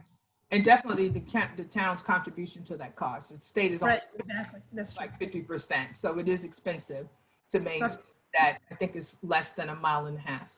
Because I think to have a bigger picture, a longer term vision. Absolutely. That space. So I appreciate you looking into it. Thank you so much. In fact, I'll probably take you with me. Have you in the same discussion. Thank you for that. Mm-hmm. Sure. Any additional questions? Mr. Mayor, if I may, it's a brief comment. Please, Mr. Lingwin. In terms of the idea that Ms. Katz had there regarding about essentially working with the state and transforming that area so it's something that's a lower maintenance, I think it's something that the town should definitely get behind, being that if the cost to us is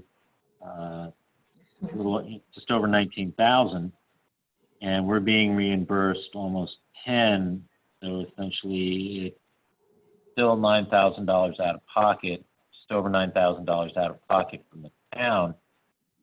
Any way that we're able to reduce that, both for us and the state, and put in something that's more, for lack of better terms, sustainable and easier to maintain is something that we should be definitely pursuing, and hopefully having that come to fruition within this next 3-year period towards the next award.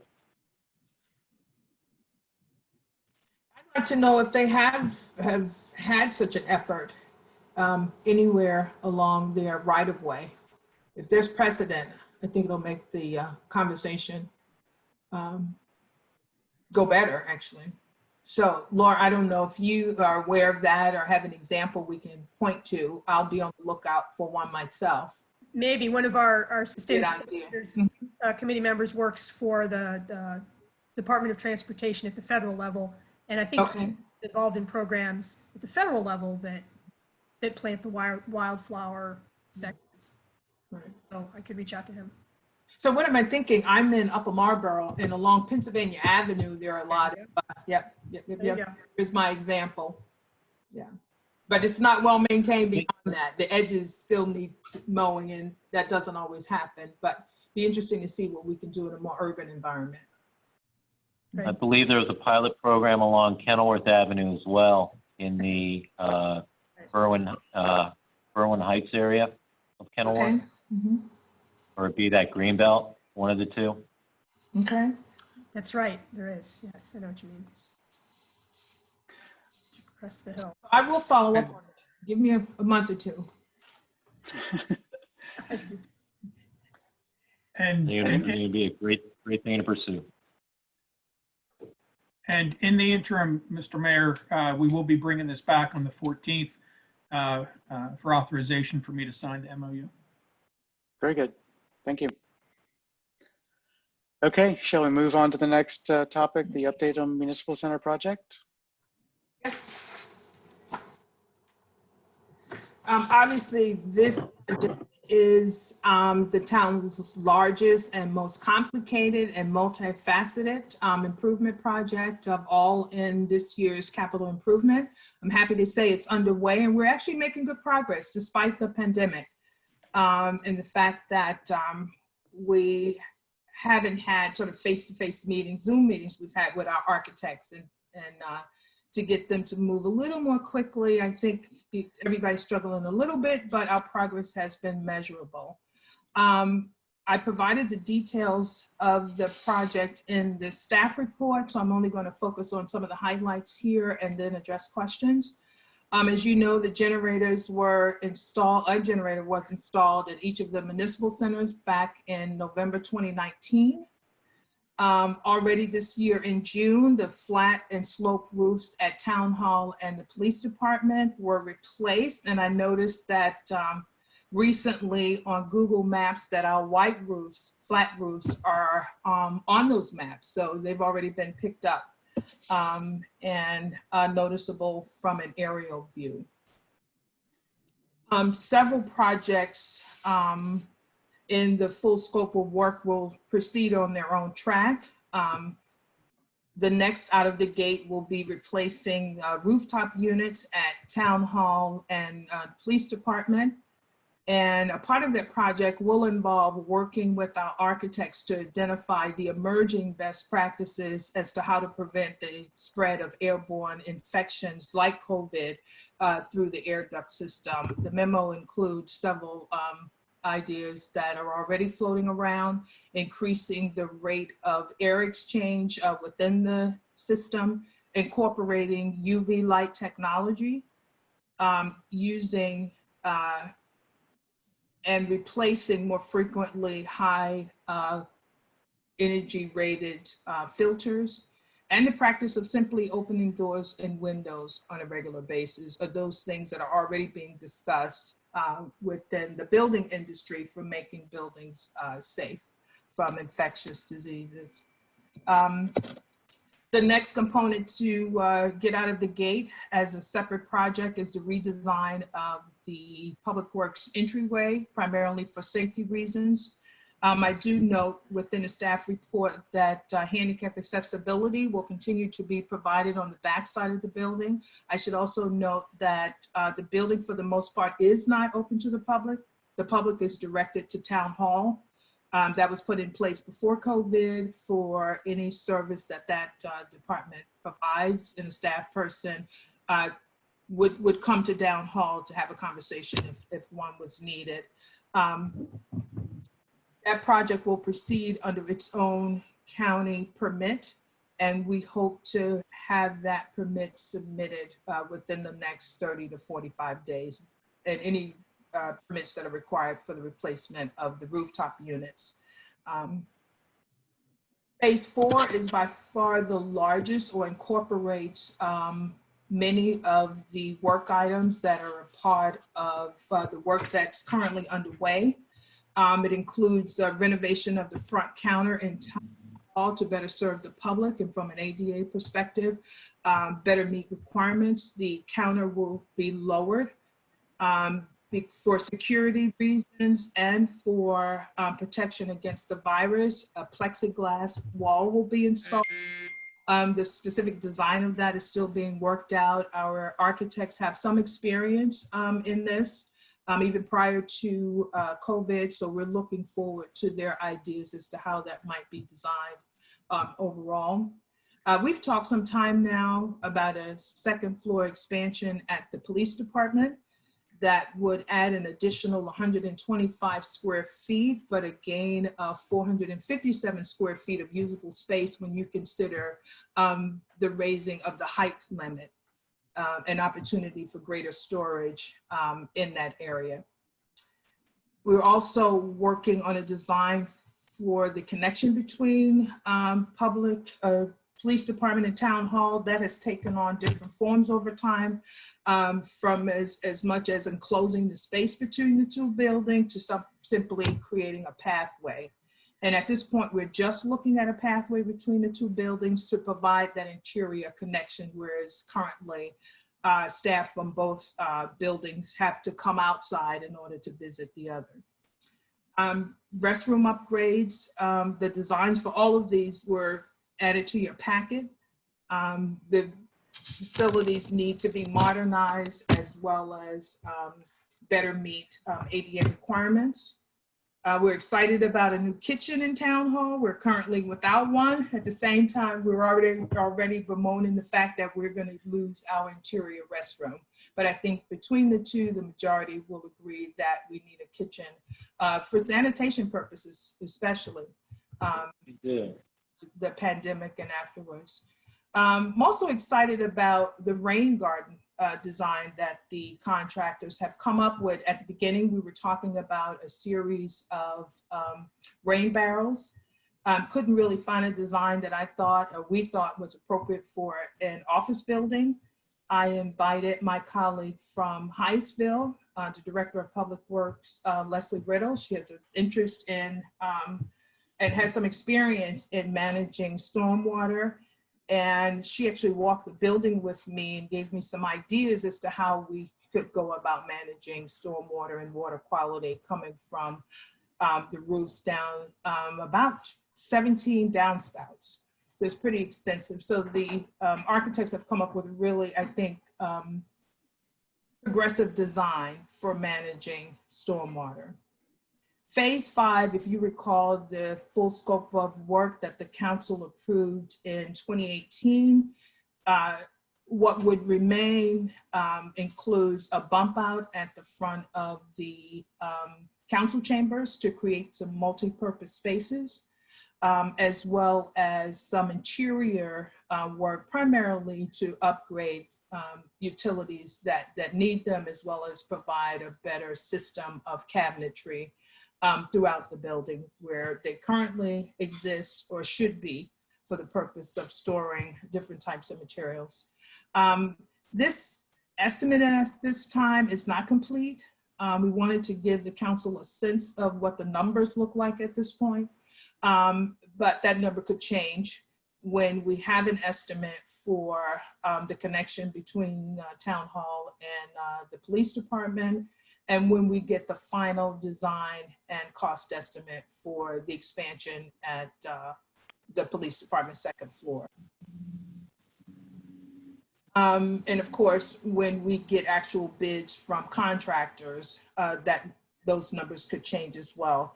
The county has 9 pages of approved on-call contractors. In the area of construction or building construction, they have about 10. And so we are looking forward to writing one of the county's contract, and we do intend to do outreach to all of the companies, or at least most of them, that are on the county's current on-call list. The budget, of course, is funded through restricted revenue, bond funds, and a community development administration loan of both 15 and 30 years. So with that, I'll stop and answer questions. I'll remind you that you do have these designs for each of those components in your packet. They're also available to the public. And we'll come back pretty frequently with updates, especially to get the council's authorization for the manager to sign the various agreements that are associated with the different phases.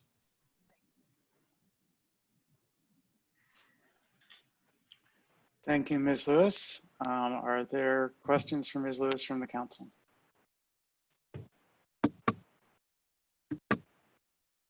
Mr. Mayor, if I may. Yes, Mr. Lingua, Councilman.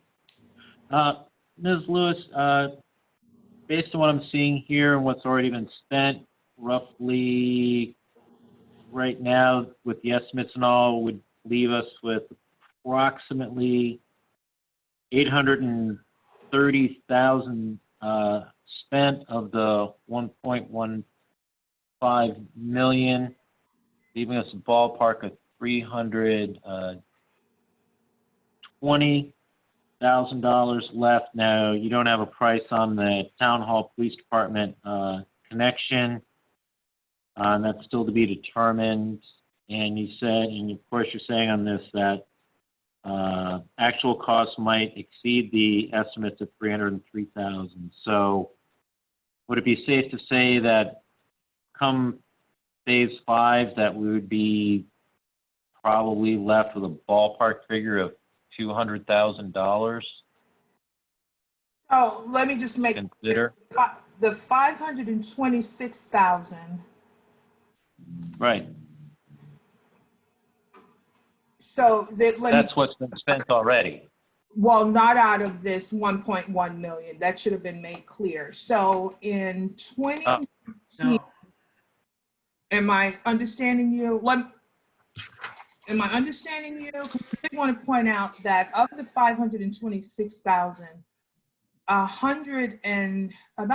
58,000 of that was for the generators, and that came out FY 2020. But it's all in the project budget.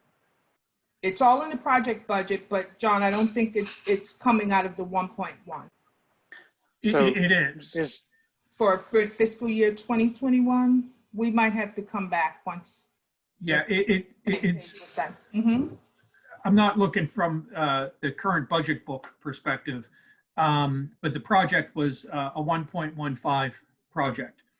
And so everything from a summary perspective is coming down from that, crossing fiscal years. So Councilmember Lingua, my guess would be you're going to have between 200 and 250,000 remaining.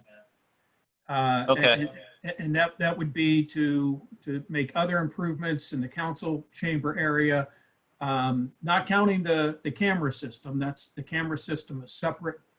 Correct. And we also have to figure out making some parking improvements.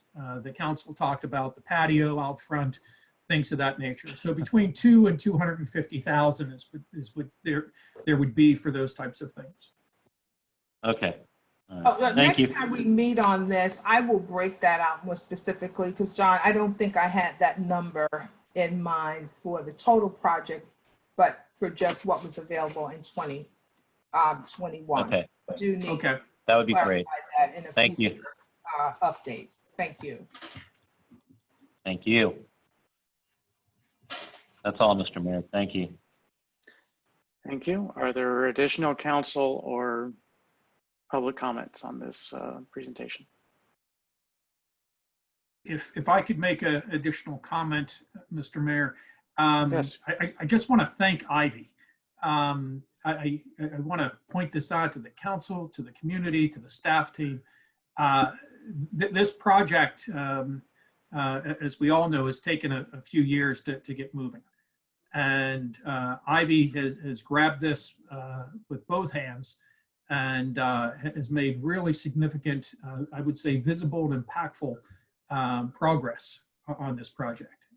From working things out with the state to ensure the funding's still in place, to working with the architects to get this moving, and the council and the community will, and the staff team will see these physical changes. And I just want to publicly thank her for her work on that. I appreciate that, John. The toughest part was spending money, bond money on time. And we're triumphant eventually. Thank you, Ivy. You're appreciated. Yes, thank you. Thank you, Ms. Lewis. Mm-hmm. Okay, I have shall a we few- move on? I do have a few comments I would like to make. Obviously, thanks to the staff and Ivy in particular. I think if anyone's seen the picture on Google Maps of the white roof, it's striking. It really is. It's like, oh yeah, that's something right there. I just want to say I hope that that planning is already in progress for the end of life of DPW's roof. I realize it's not ready to be replaced yet, but it's a nice big surface. And I hope that the same success will happen with that roof when it's time for that roof. I do have to express an itty bit of disappointment in the sloped sections that were replaced. Those are dark brown shingles. It's unfortunate we couldn't have had a cohesive effort around that lighter color, which does help reflect energy away from the structure. It's interesting about the police department and the potential the expansion for some storage space of that front slope section. I don't know how that impacts the new roof that's been put on there, but I just want to mention that because that's what I'm thinking about. If there's any opportunity in the future to replace shingles, to think of the whole roof structure as something that you want to be light colored. It helps, every little bit helps. And the other thing I wanted to mention was about the new kitchen, which obviously staff and all kinds of folks could use in this wonderful new renovation of the town hall section. As we negotiate with contractors, et cetera, I'm sure that we don't think about this, but I'm just going to mention Community Forklift as a potential source of materials for things like cabinets, storage cabinets, kitchen cabinets. You don't need, I don't know how many you're going to be looking for, but if you've not been to Community Forklift, then you really don't have an idea of the quality and quantity of choices that they have there. So it may not be significantly cheaper, but you may get things that actually might be of higher quality, and you're also investing in the industry of reuse and recycling. So It's actually a great idea because I think what Mr. Lingle was pointing out, that the remaining budget for the phase 5 items is going to be small, and there's still a lot in there. So if we can find ways to spread the resources further, that would be helpful. So, encouraging a contractor, finding a contractor that's willing to use those kinds of materials and make them look good, because people do. People do it all the time. Okay. Great. Thank you so much appreciate that. for listening to my ideas. I appreciate it. Are there additional public or council comments on this topic?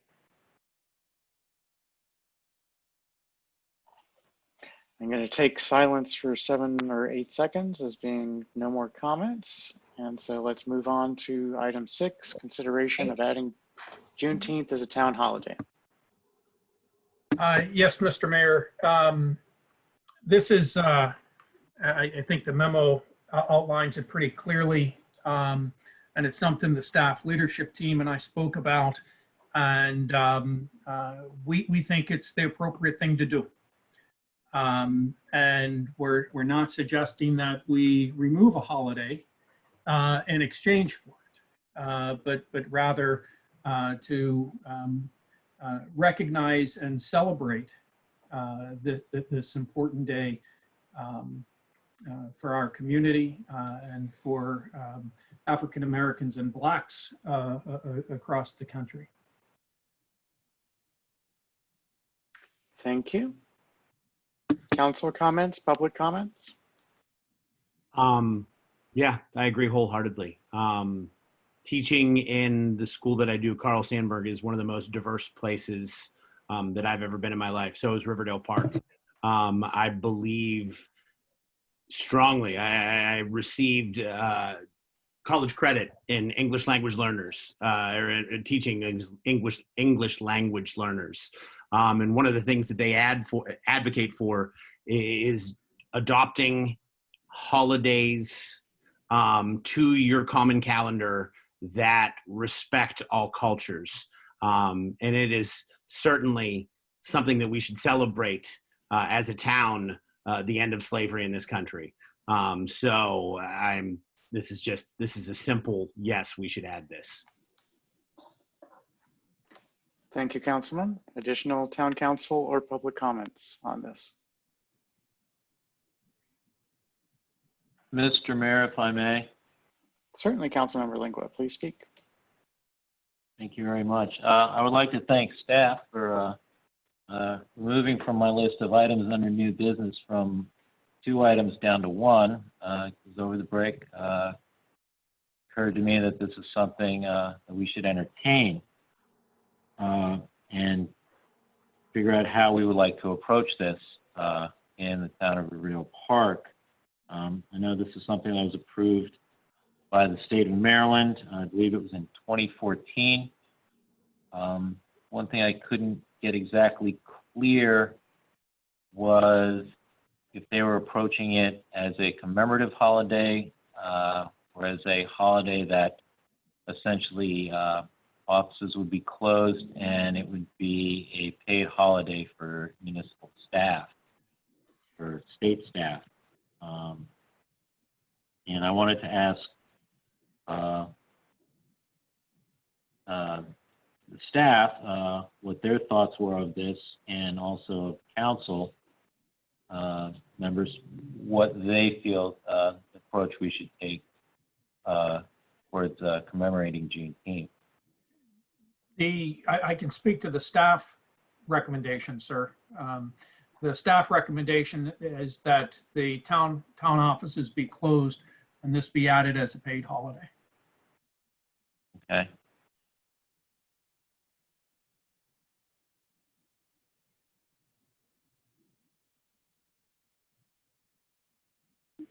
I know And that's I, something that I would be fine with. Please go ahead.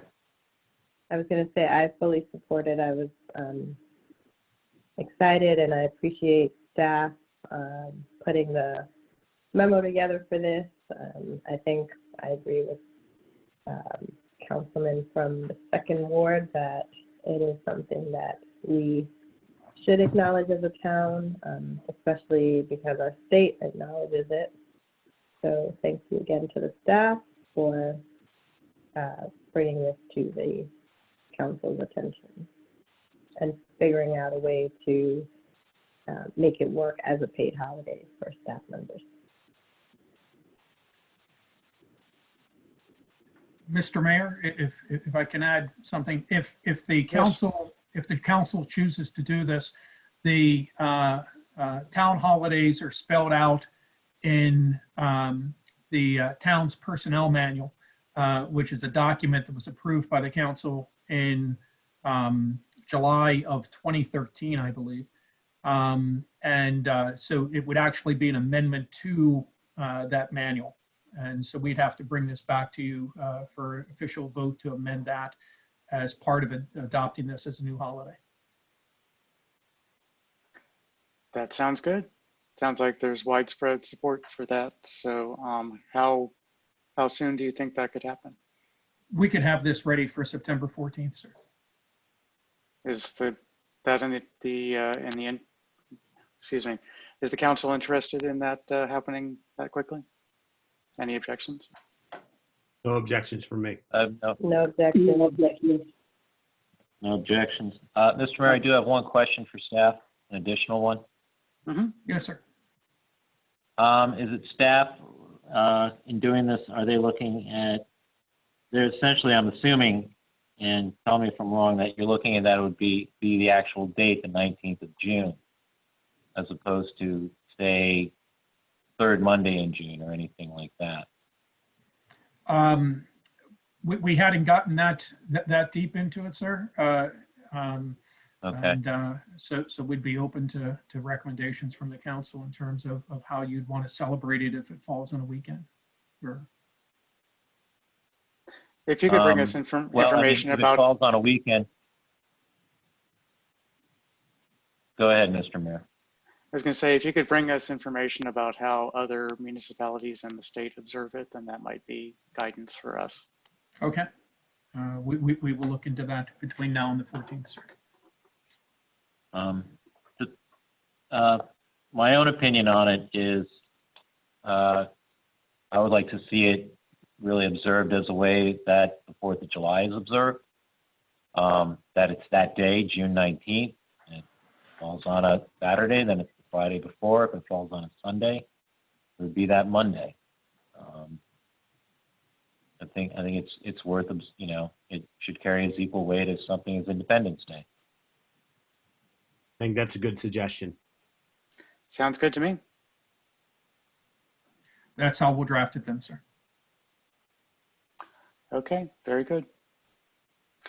Any other discussion? Hearing none, let's move on to update on partners and economic recovery initiatives. I presume that Mr. Chilton will be presenting on that.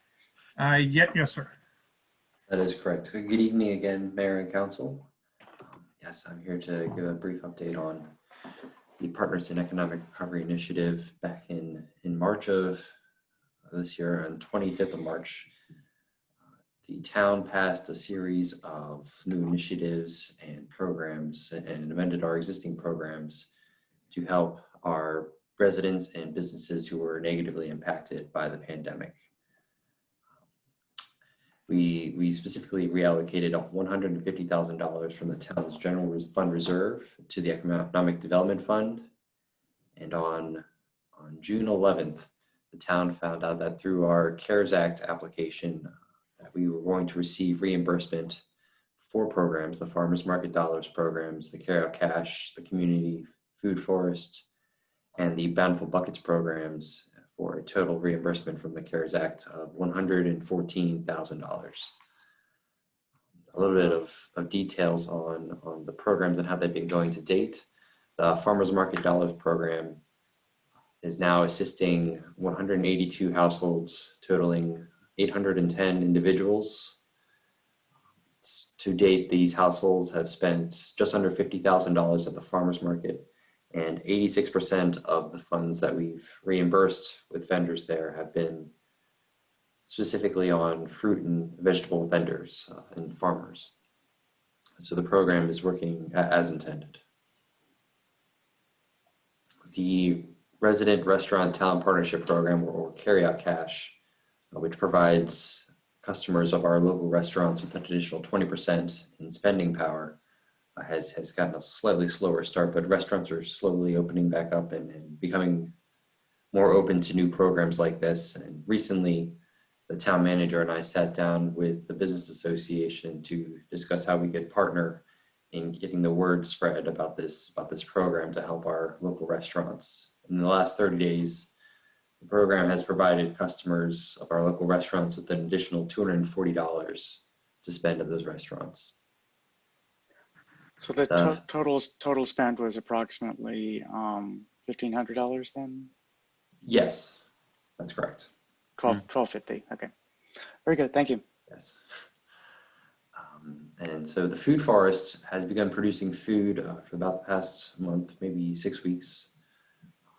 And it's been producing a lot of vegetables, peppers, tomatoes, squash, cucumbers, and a number of other vegetables. I know that residents in need have been able to come and collect vegetables as needed, as well as allies to the neighborhoods in need, and they've been able to help distribute those fresh vegetables to other neighbors that aren't able to actually walk themselves to the community food forest.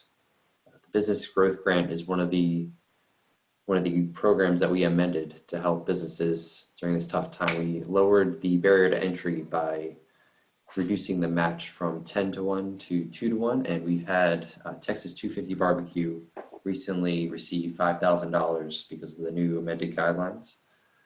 But I'm currently working with 2 other businesses that are interested in receiving the business improvement grant program funds through that application as well. I'm working with them right now on their applications, trying to make sure that everything's in order.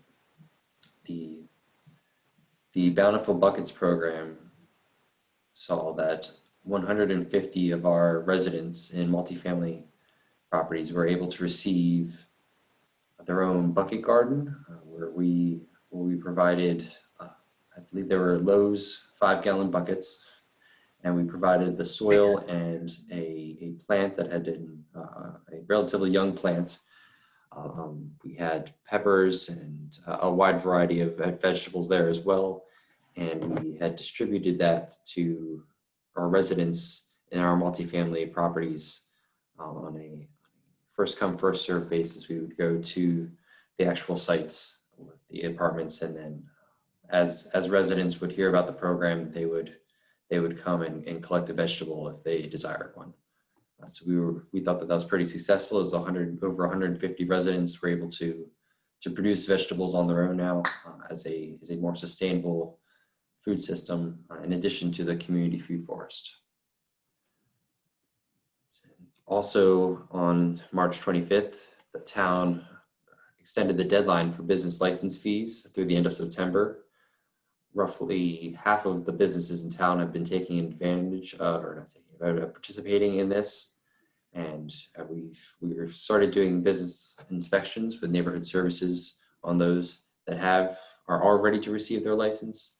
But a number of businesses are still struggling because of the pandemic and are still able to participate in this program of the extended deadline for the business license fees. Another fee that was recently If I can interrupt for 1 second, I think there's a typo here. Oh no, I'm sorry. Go on. Nope, it's my mistake. Okay. So the residential permit fees were waived on March 25th, and every resident who's installed a new fence or any sort of other home improvement type project that would normally require a residential permit is no longer required to pay those fees. So if you were previously required to have like a dumpster permit fee, that you would still be able to apply for that permit, but there's just no fee associated with that at the moment. We've had a number of residents participate in that program. We've also extended the deadline for business personal property tax through the end of September. Many businesses have also participated in this program, and the total of delayed payments so far is totaling roughly $155,000, and we are expecting that to be paid by the end of September after all the businesses, after the deadline has come to us. The staff would like to recommend that the town extend the deadline for the business license fee through the end of the calendar year, because a number of our small businesses in town are still struggling, and we think that this was very helpful for the small businesses. And obviously we have roughly half of those businesses are participating in that initiative as well. If there are any questions, I'd be happy to answer them. What would be the structure of council action to extend that deadline? Does that require an ordinance or a simple motion? It would be a motion, sir. I believe that's how we accomplished it back in March. That's my memory also, but I wanted to make sure of that. Are there any businesses that are concerned about the personal property tax bills coming due in September? No business has made me aware of their concerns with the personal property tax bills. Okay. Thank you. Are there other questions from the council or questions from members of the public or comments? Mr. Mayor, if I may. Of course, Councilman Lingblad, please speak. Thank you, sir. Mr. Shelton, the $155,605 you're quoting here, is that the personal property tax total, or is that a combination of several totals? That is specifically the personal property tax total. Okay. Yes, sir. If I may, so I think we do have a typo here. So the amount that we're waiting on for business licenses is $15,000. The total amount that we receive in business licenses in a given year is about 30,000, and about half have paid. So it's about 15,000 that is outstanding on business licensing, and that's the amount that we're looking to have the extension granted for until the end of the year for the business licenses. The tangible tax, the business personal property tax, we're not looking to extend that. And that amount is into the hundreds of thousands of dollars that remains outstanding. So that's more than the 155,605 that's in the document? I would think so. So the deadline for business personal property tax was extended, and many businesses have delayed payments. We're expecting 155. It'll be more than the 155. Okay. Yes. If we go back to Mr. Jones's report, I think he had 136,000 that has been collected so far. And we did lower our projections this year, but with how things are moving along, I'm still going to think that we're going to have a couple $100,000 that'll come in that line item. Okay. So the amount that we're looking to extend payment on is about 15,000, not 155. Understood.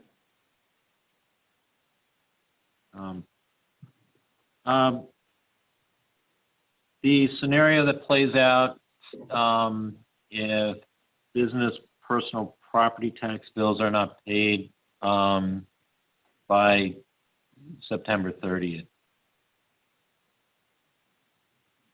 Could you? In terms of process of collecting those? Ms. Barnes, if you want to weigh in on your operation. Typically, to be honest with you, when a business has a large personal property tax bill, a lot of times we will work out a payment plan to spread it out over time. Okay. We work with the finance department to do that. And that would always be our first step, is to figure out what is comfortable and obtainable really for the town and actually for the business owner. I can think of at least one right now that we are working through to come to an agreement that makes sense for both of us. So we always try to work with our businesses. That's the very, very first thing we do. And what does that payment plan include? It has to do with it really depends on the business, but this one that I'm thinking of specifically is more like a monthly payment towards the total amount. And I know we've done this in the past with, I believe we did this with Rinaldi's a long time ago when they had to shut down for a period of time. So this is not unusual, something we've done in the past. Is this something with interest? Are these payments with interest accrued or not? I don't believe so. I'd have to defer to the finance director, but I don't recall there being a penalty, I guess. I think typically these bills are relatively large. They probably purchased a large amount of new equipment.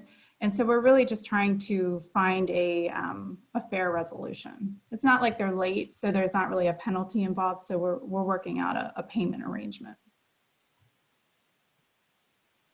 Okay, so, wait a minute, I'm a little confused now. So if it's not paid by 30 September, if it's paid later, it's not considered late? Well, typically we'll have a conversation with that business because there's always a circumstance for the most part if a bill is not paid. So we would typically reach out to the business owner and kind of find out what's going on. Maybe they missed the bill or whatever, but we always work with them to kind of see how we can come to a resolution. I don't know if that makes sense to you, Councilman. It makes some. I guess what I'm, what I've gotten from this is that, should a business come to you and say, look, I'm not going to make this deadline, I'd like to work out an arrangement, that an arrangement is made where the amount is paid off over time, for which there's no additional fee or penalty, and that it's not, there's no interest on the payment.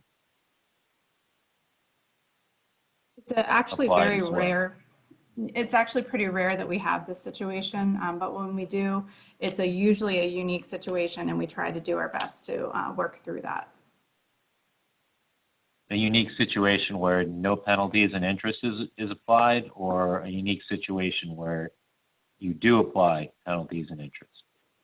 No, I mean, sir, it's a unique situation where a business has a very large personal property tax bill that they're unable to satisfy. It's not usual that we have a business that doesn't, for one reason or another, pay their personal property taxes.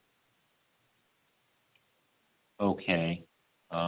So when, so I take it then you're expecting that most businesses will be able to make this payment by the 30th of September?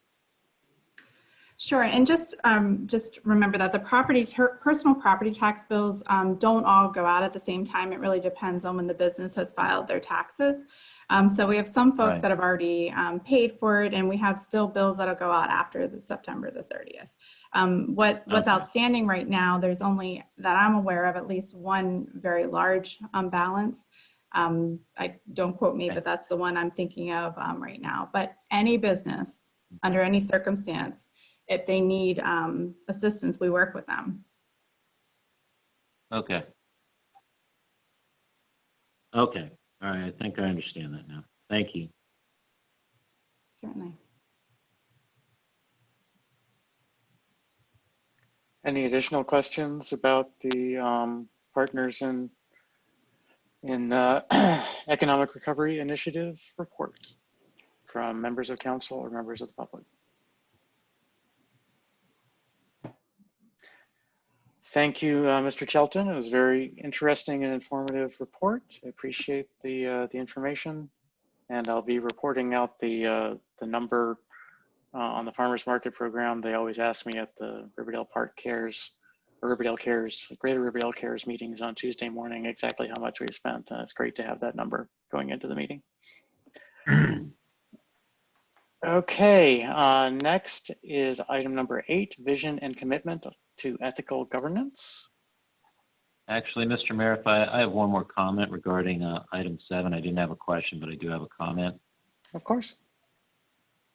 Mr. Mayor, it's my feeling that, as well as the extending the deadline for the business license fee to the end of the calendar year, that we also extend waiving the residential permit fees as well.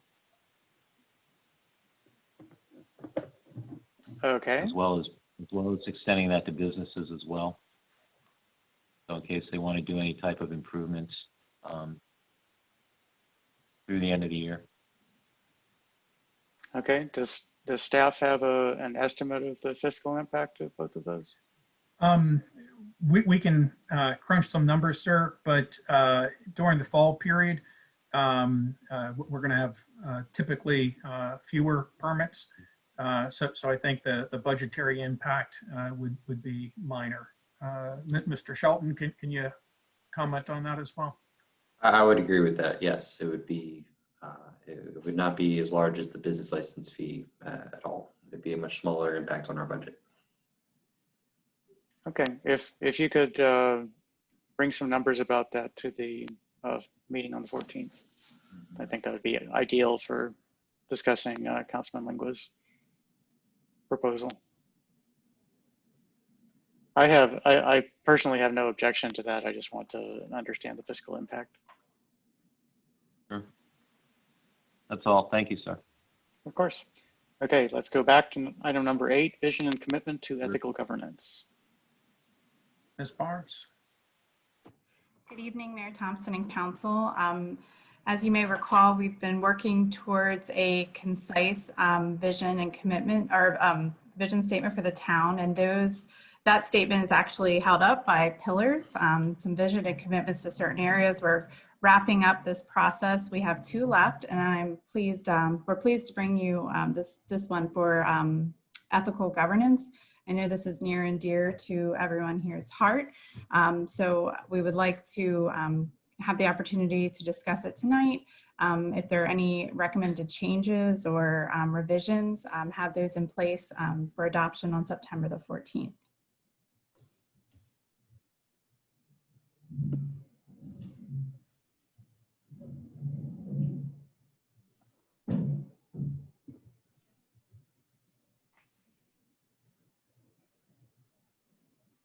Okay.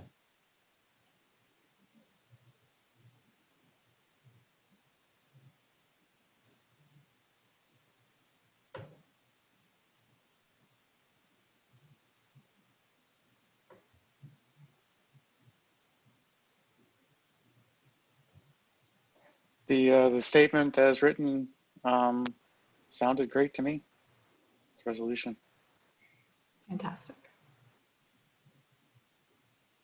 Usually I like to move a few commas, but it's just perfect. So thank you. It looks good. Thank you. Thank you, Ms. Barnes. Thank you. Councilmember Dixon, did you have a comment? I was saying I did not have a comment. Okay, very good. Any public comments? Wow, that's the least controversial item we've had in a long time. Okay, let's move on to item number 9, International Property Maintenance Code, next steps. Yes, and good evening again, Mayor and Council. I will be discussing the next steps for the International Property Maintenance Code. The Mayor and Council have been discussing the adoption of the 2018 International Property Maintenance Code since September of 2019. It's been before Council at least a dozen times. And the importance of adopting the 2018 International Property Maintenance Code is so that the town can establish new minimum requirements for a lot of areas that the existing code does not yet cover. And in order to avoid rediscovering the wheel, we can work and to adopt this 2018 International Property Maintenance Code to cover things like protection facilities for light, ventilation, space heating, etc. This International Property Maintenance Code also establishes regulation for maintaining the premises and structures for commercial and residential properties. We've discussed a number of different amendments, whether they be for swimming pools and for electric safety thereof, or heating facilities, interior signage for multifamily dwellings, exterior property areas with regards to sanitation and accessory structures. And the next steps for the staff is we are going to, over the next several weeks, conduct a final review of the model International Property Maintenance Code and the proposed local amendments that Mayor and Council have suggested. And we will be working in combination with the neighborhood services staff to make sure that all the amendments and our existing code works well with the 2018 International Property Maintenance Code. Staff is also eager to see input from the community. So if anybody has any has any input, they're welcome to reach out to us with that input. I'm happy to answer any questions mayor and council or the public have about the International Property Maintenance Code and its adoption. Thank you, Mr. Shelton. Are there questions from council or members of the public or comments? I'm good, thank you. Mr. Shelton, is there a so-called red line version of this document that can be made available to members of the council with all these changes suggested? A red line version of the International Property Maintenance Code. That's what's before us now, but it's of what they passed in 2017. If, Mr. Shelton, if I can weigh in on this. So right now, we don't have a red line version. So what you would have is the international code and then separately the local amendments. As part of the adoption process, we will enter into a licensing agreement with the International Code Council. And that would allow us to take their copywritten material, make our local amendments and reproduce it in an established quantity for both internal use and use by our residents. Okay, so we will at some point have such a document, but we don't at this time. Correct, sir. Thank you. All right.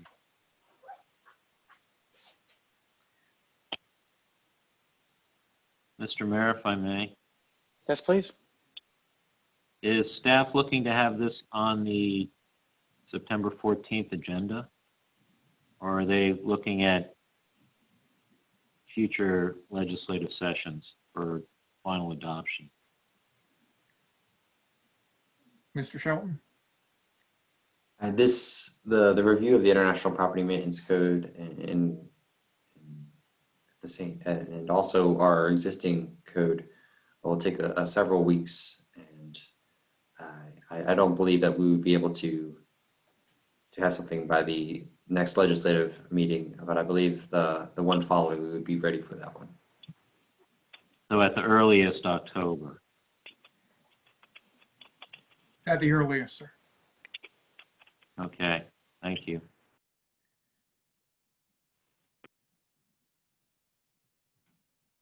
Any additional questions about the International Property Maintenance Code from council or members of the public?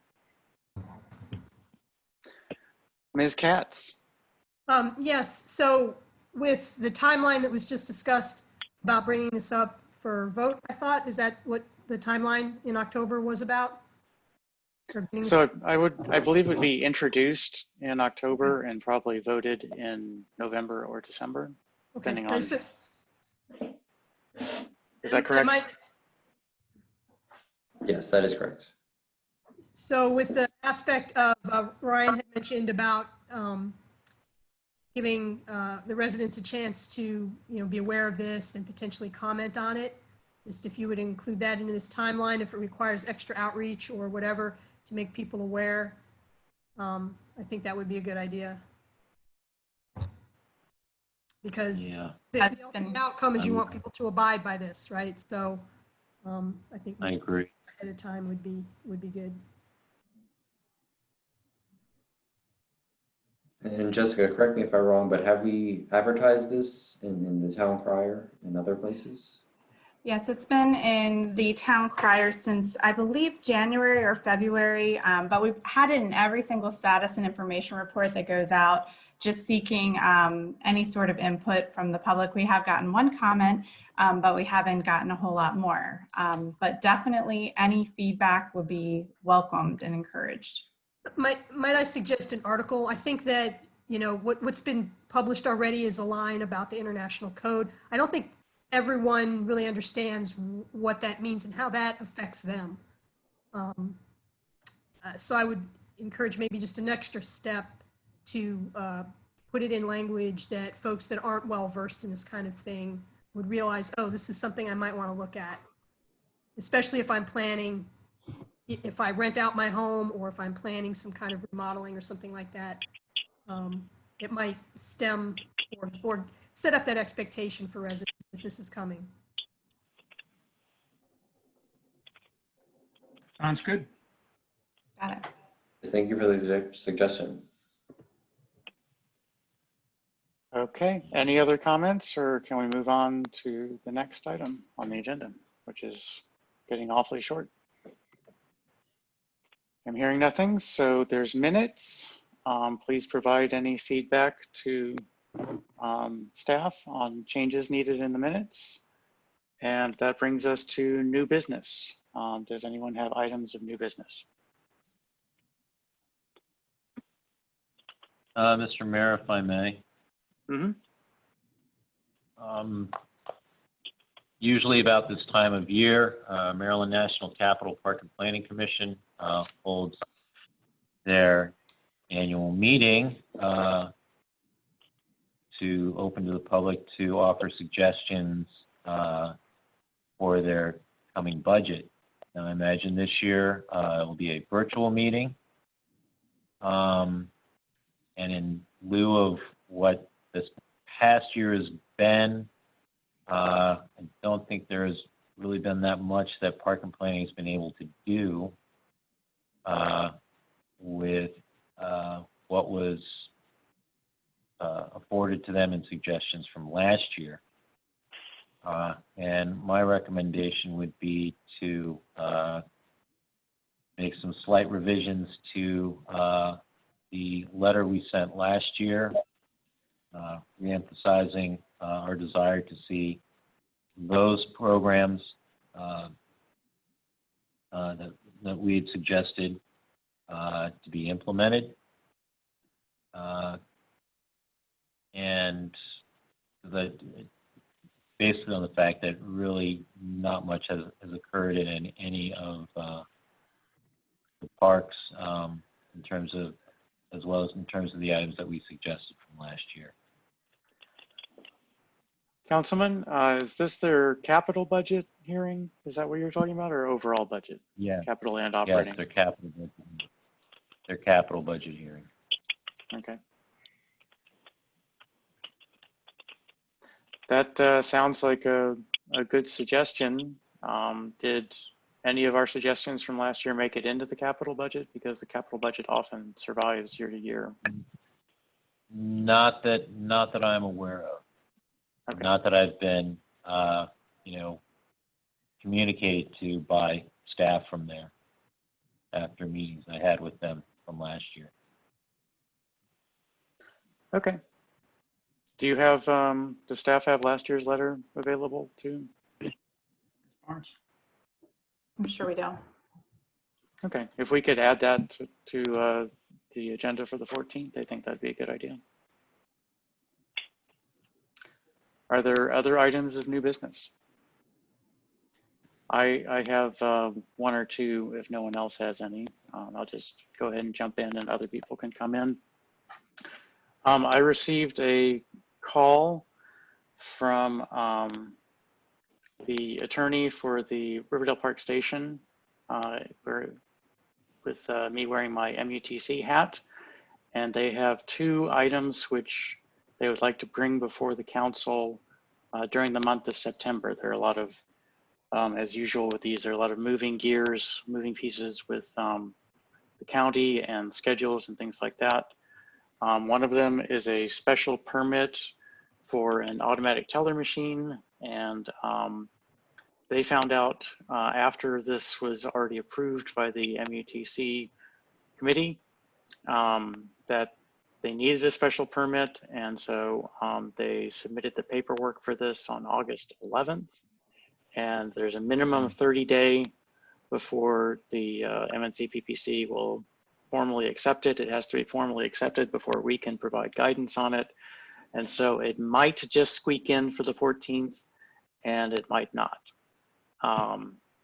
And the other item is there's apparently a new pediatric dentist who's moving in above the Whole Foods, and they would like to have a sign, and there's not a designated location for a sign on the detailed site plan. And so this will require a revision to the detailed site plan. And the attorney is hoping that he can bring these before the council and have action during the month of September, ideally, but very early in October, if not. And so I'm just getting a feel as to whether people would object to having a special legislative on the 21st at our work session, if that works out to be the best schedule. I have no objection. I'm fine with that. Okay, well, I will keep in conversation and let people know what I hear from Mr. Taub. Are there other items of new business? Mr. Mayor, actually a question on that last item. I Yes. take it that pediatric dentist sign, it is something that would be in compliance with Muncie guidelines, and that's just needing to be a revision to the detailed site plan? Yeah, so the detailed site plan actually has locations on each building where signs can be put. And Right. there's not an appropriate one for, I think they sort of reconfigured the internal space, and there's not an appropriate place for a sign. Okay. And this will go before the local design, MUTC Local Design Review Committee before it comes to us. And so they will make a recommendation. Okay.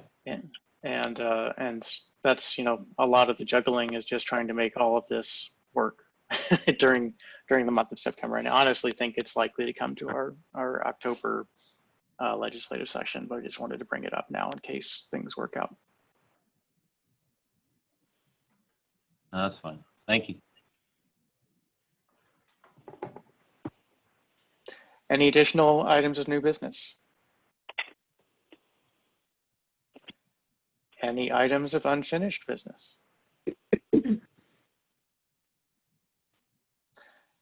Let's get back to the rest of our lives then. I think most of us are already at home, so I can't say let's go home. So I hope everyone has a fantastic Labor Day holiday, and see everyone in a few weeks. Take care. Thank you all. Be well, everyone. Thank you. Good night.